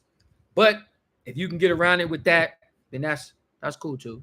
That's cool too. I never thought of that. But what industries will benefit from another Trump presidency? I understand he's heavily proposed to crypto now. Elon Musk is giving Trump hella money. I like Trump, but I wouldn't invest in his companies right all the time. So right now, crypto. So President Trump is going to or former President Trump, but is going to. He says he's going to the conference. Elon Musk is giving about $45 million a month to the campaign or something. I think he said. And Trump's current running mate, Vance, also is a fan of crypto. So what Trump does is takes advantage of where the resource can come from to support his personal endeavors, which the presidency is one of that. So he is going to lean into, I suspect him to lean into propping up crypto as a way to, hey man, just the next best thing, we the ones to get. And I suspect crypto may have a rally, although it's rallying now. So what you have to be mindful of is the rally now. This current rally is rallying in anticipation of him being at the rally, which means if this current rally is anticipation of him being in the rally, crypto is going to fall after the rally. Okay. If this is not the case, and this run-up is a run-up of natural recurrence for Bitcoin, which was running up before this happened, that means that when Trump gets to the rally, there's going to be a surge in crypto, which could at that point push crypto above 72,000, which would be a great thing. So the industries that are going to benefit from Trump's presidency are very hard to say because he doesn't keep his word. He doesn't. So he floats. So he'll say this on the campaign, come the election. So he get mad at somebody on the campaign didn't support him. Then he don't want to support the whole industry. Now the stock price is falling. So this is why Trump is a wild card, because he won't keep his word one way or the other to give any kind of fundamental bottom underneath any real assets. This is why I don't like what he stands for in business to other people, because he won't stand on nothing. And business is built on the backs of what? One thing. Consistency. Business is built on the backs of consistency. The only reason why Coca-Cola, McDonald's, Pizza Hut, and all these companies have been around all these years is consistency. That's it. And Trump is not consistent enough for business. He's not. His loyalty to the fabric of business, of how business run, is not there. So you have to be mindful about that when you purchasing products that he endorses or people that he works with endorses. So that's, you gotta be real mindful about that. Real mindful about that. For sure. You got to keep the emotions all the time. That's right. It's just the brand. It's just the brand. I know, huh? Yeah, he does. I know. Hey, he do. I know. He don't. Look, I've read all kind of stuff, documents and stuff, not about President Trump, but about the business, because I want to go invest into it. I'm looking, okay, what is it? Because your investment wise, right? So I'm reading and I'm seeing that, wow, he ain't paying vendors, and that type of internal stuff matters to the price if it comes out. That the reason they losing money is because they won't pay vendors, so they can't secure enough contracts to do business because you got a bad name, so people don't want to do business with you. If that's the reason why they're doing business, but yet his advisors say, hey man, let's just take the company public. Let's call it Trump Media Holdings, because your brand itself and your name, you got 50 million people following you. Shit. Even if you don't make no money or nothing, 50 million people, they'll at least go by the stock price before they dumbasses realize we ain't got nothing, we'll be billionaires. That's the thinking. That's the thinking.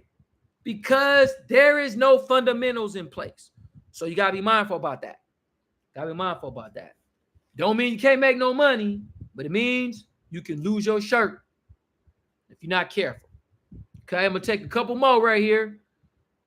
He doesn't. Yeah, he don't. Name one billionaire who filed a. Yeah.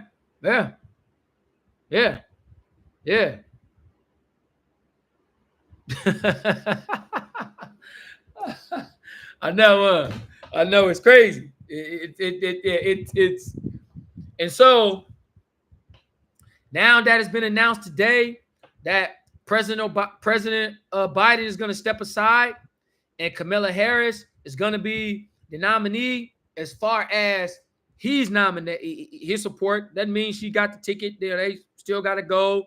She still got to get all the delegates before she can officially take the nominee, right? And so I'm looking to see moving forward what the markets do with this new revelation here, knowing that Biden will not be president moving forward because he's stepping aside. And so I'll just say this briefly before I go.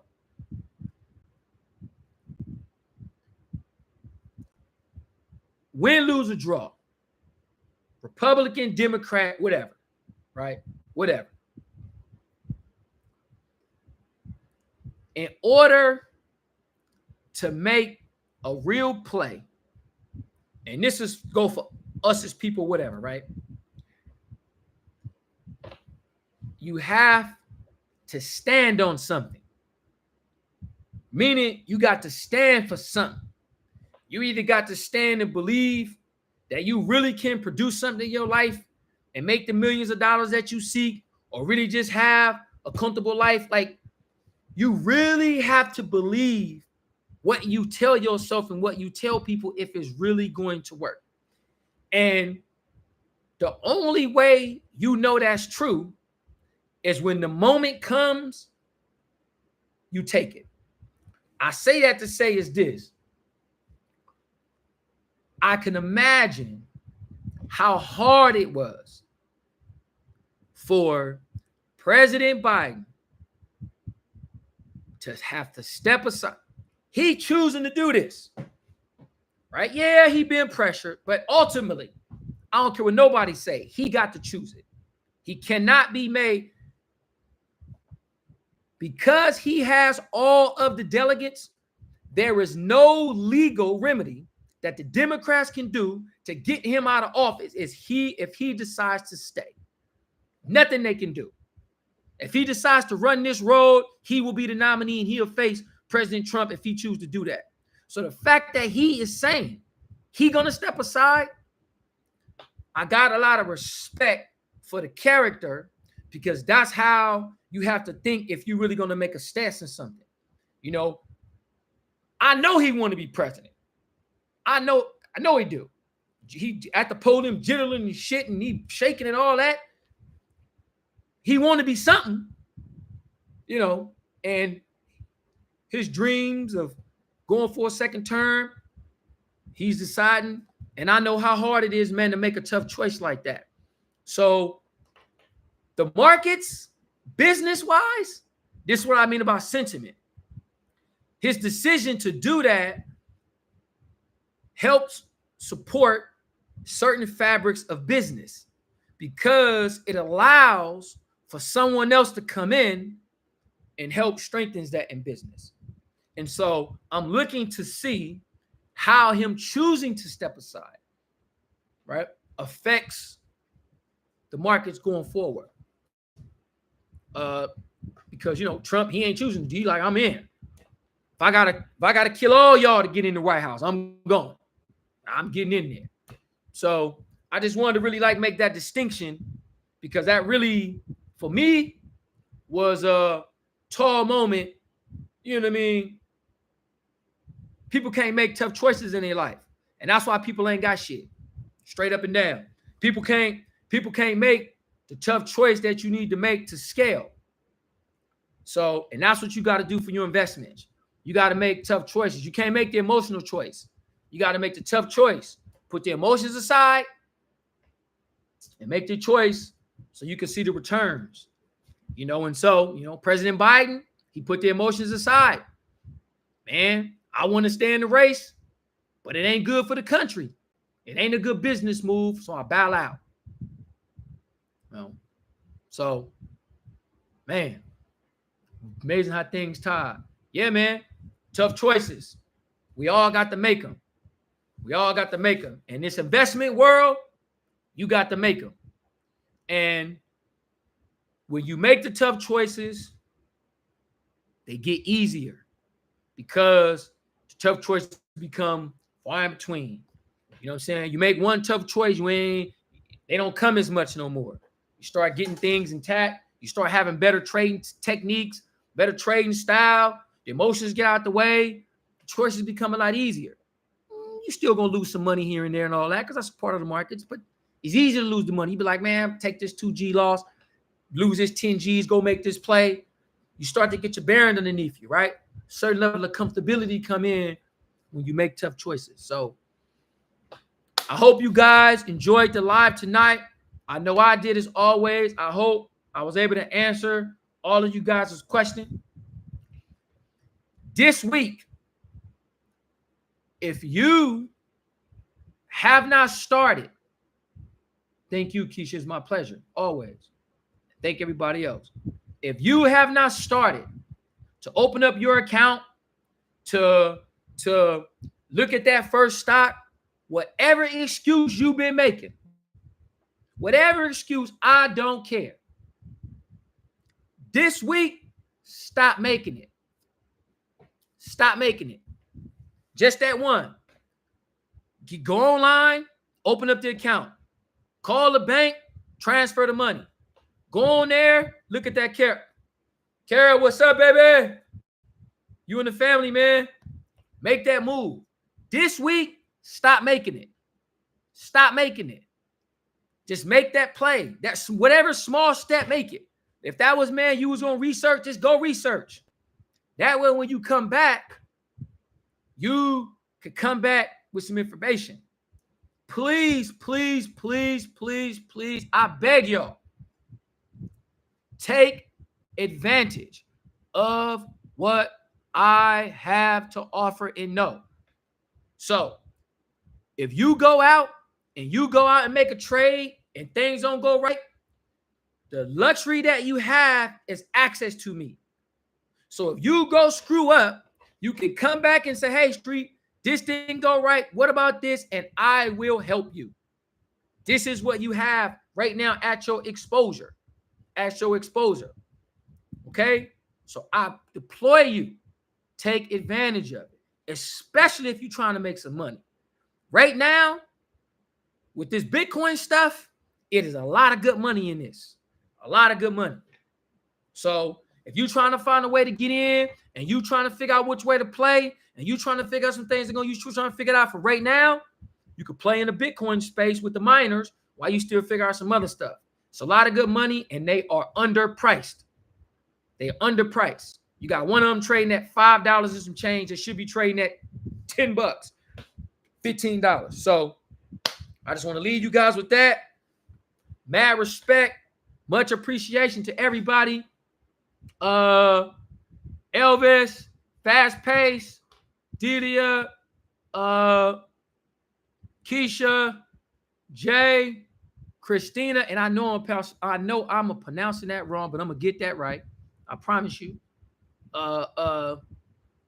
Who is that? Brian? Is that Brian?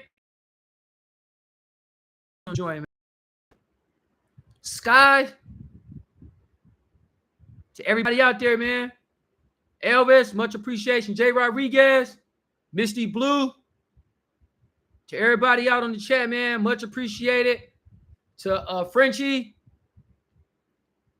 much love and respect. Many blessings. Hold on. Who is that? Jay, to everybody out there. I think this was Talia I missed. Appreciate y'all, man. Much love and respect. Many blessings. Be blessed. Be good this week, man. I'll see y'all next week. Let's get paid, y'all. Let's get paid.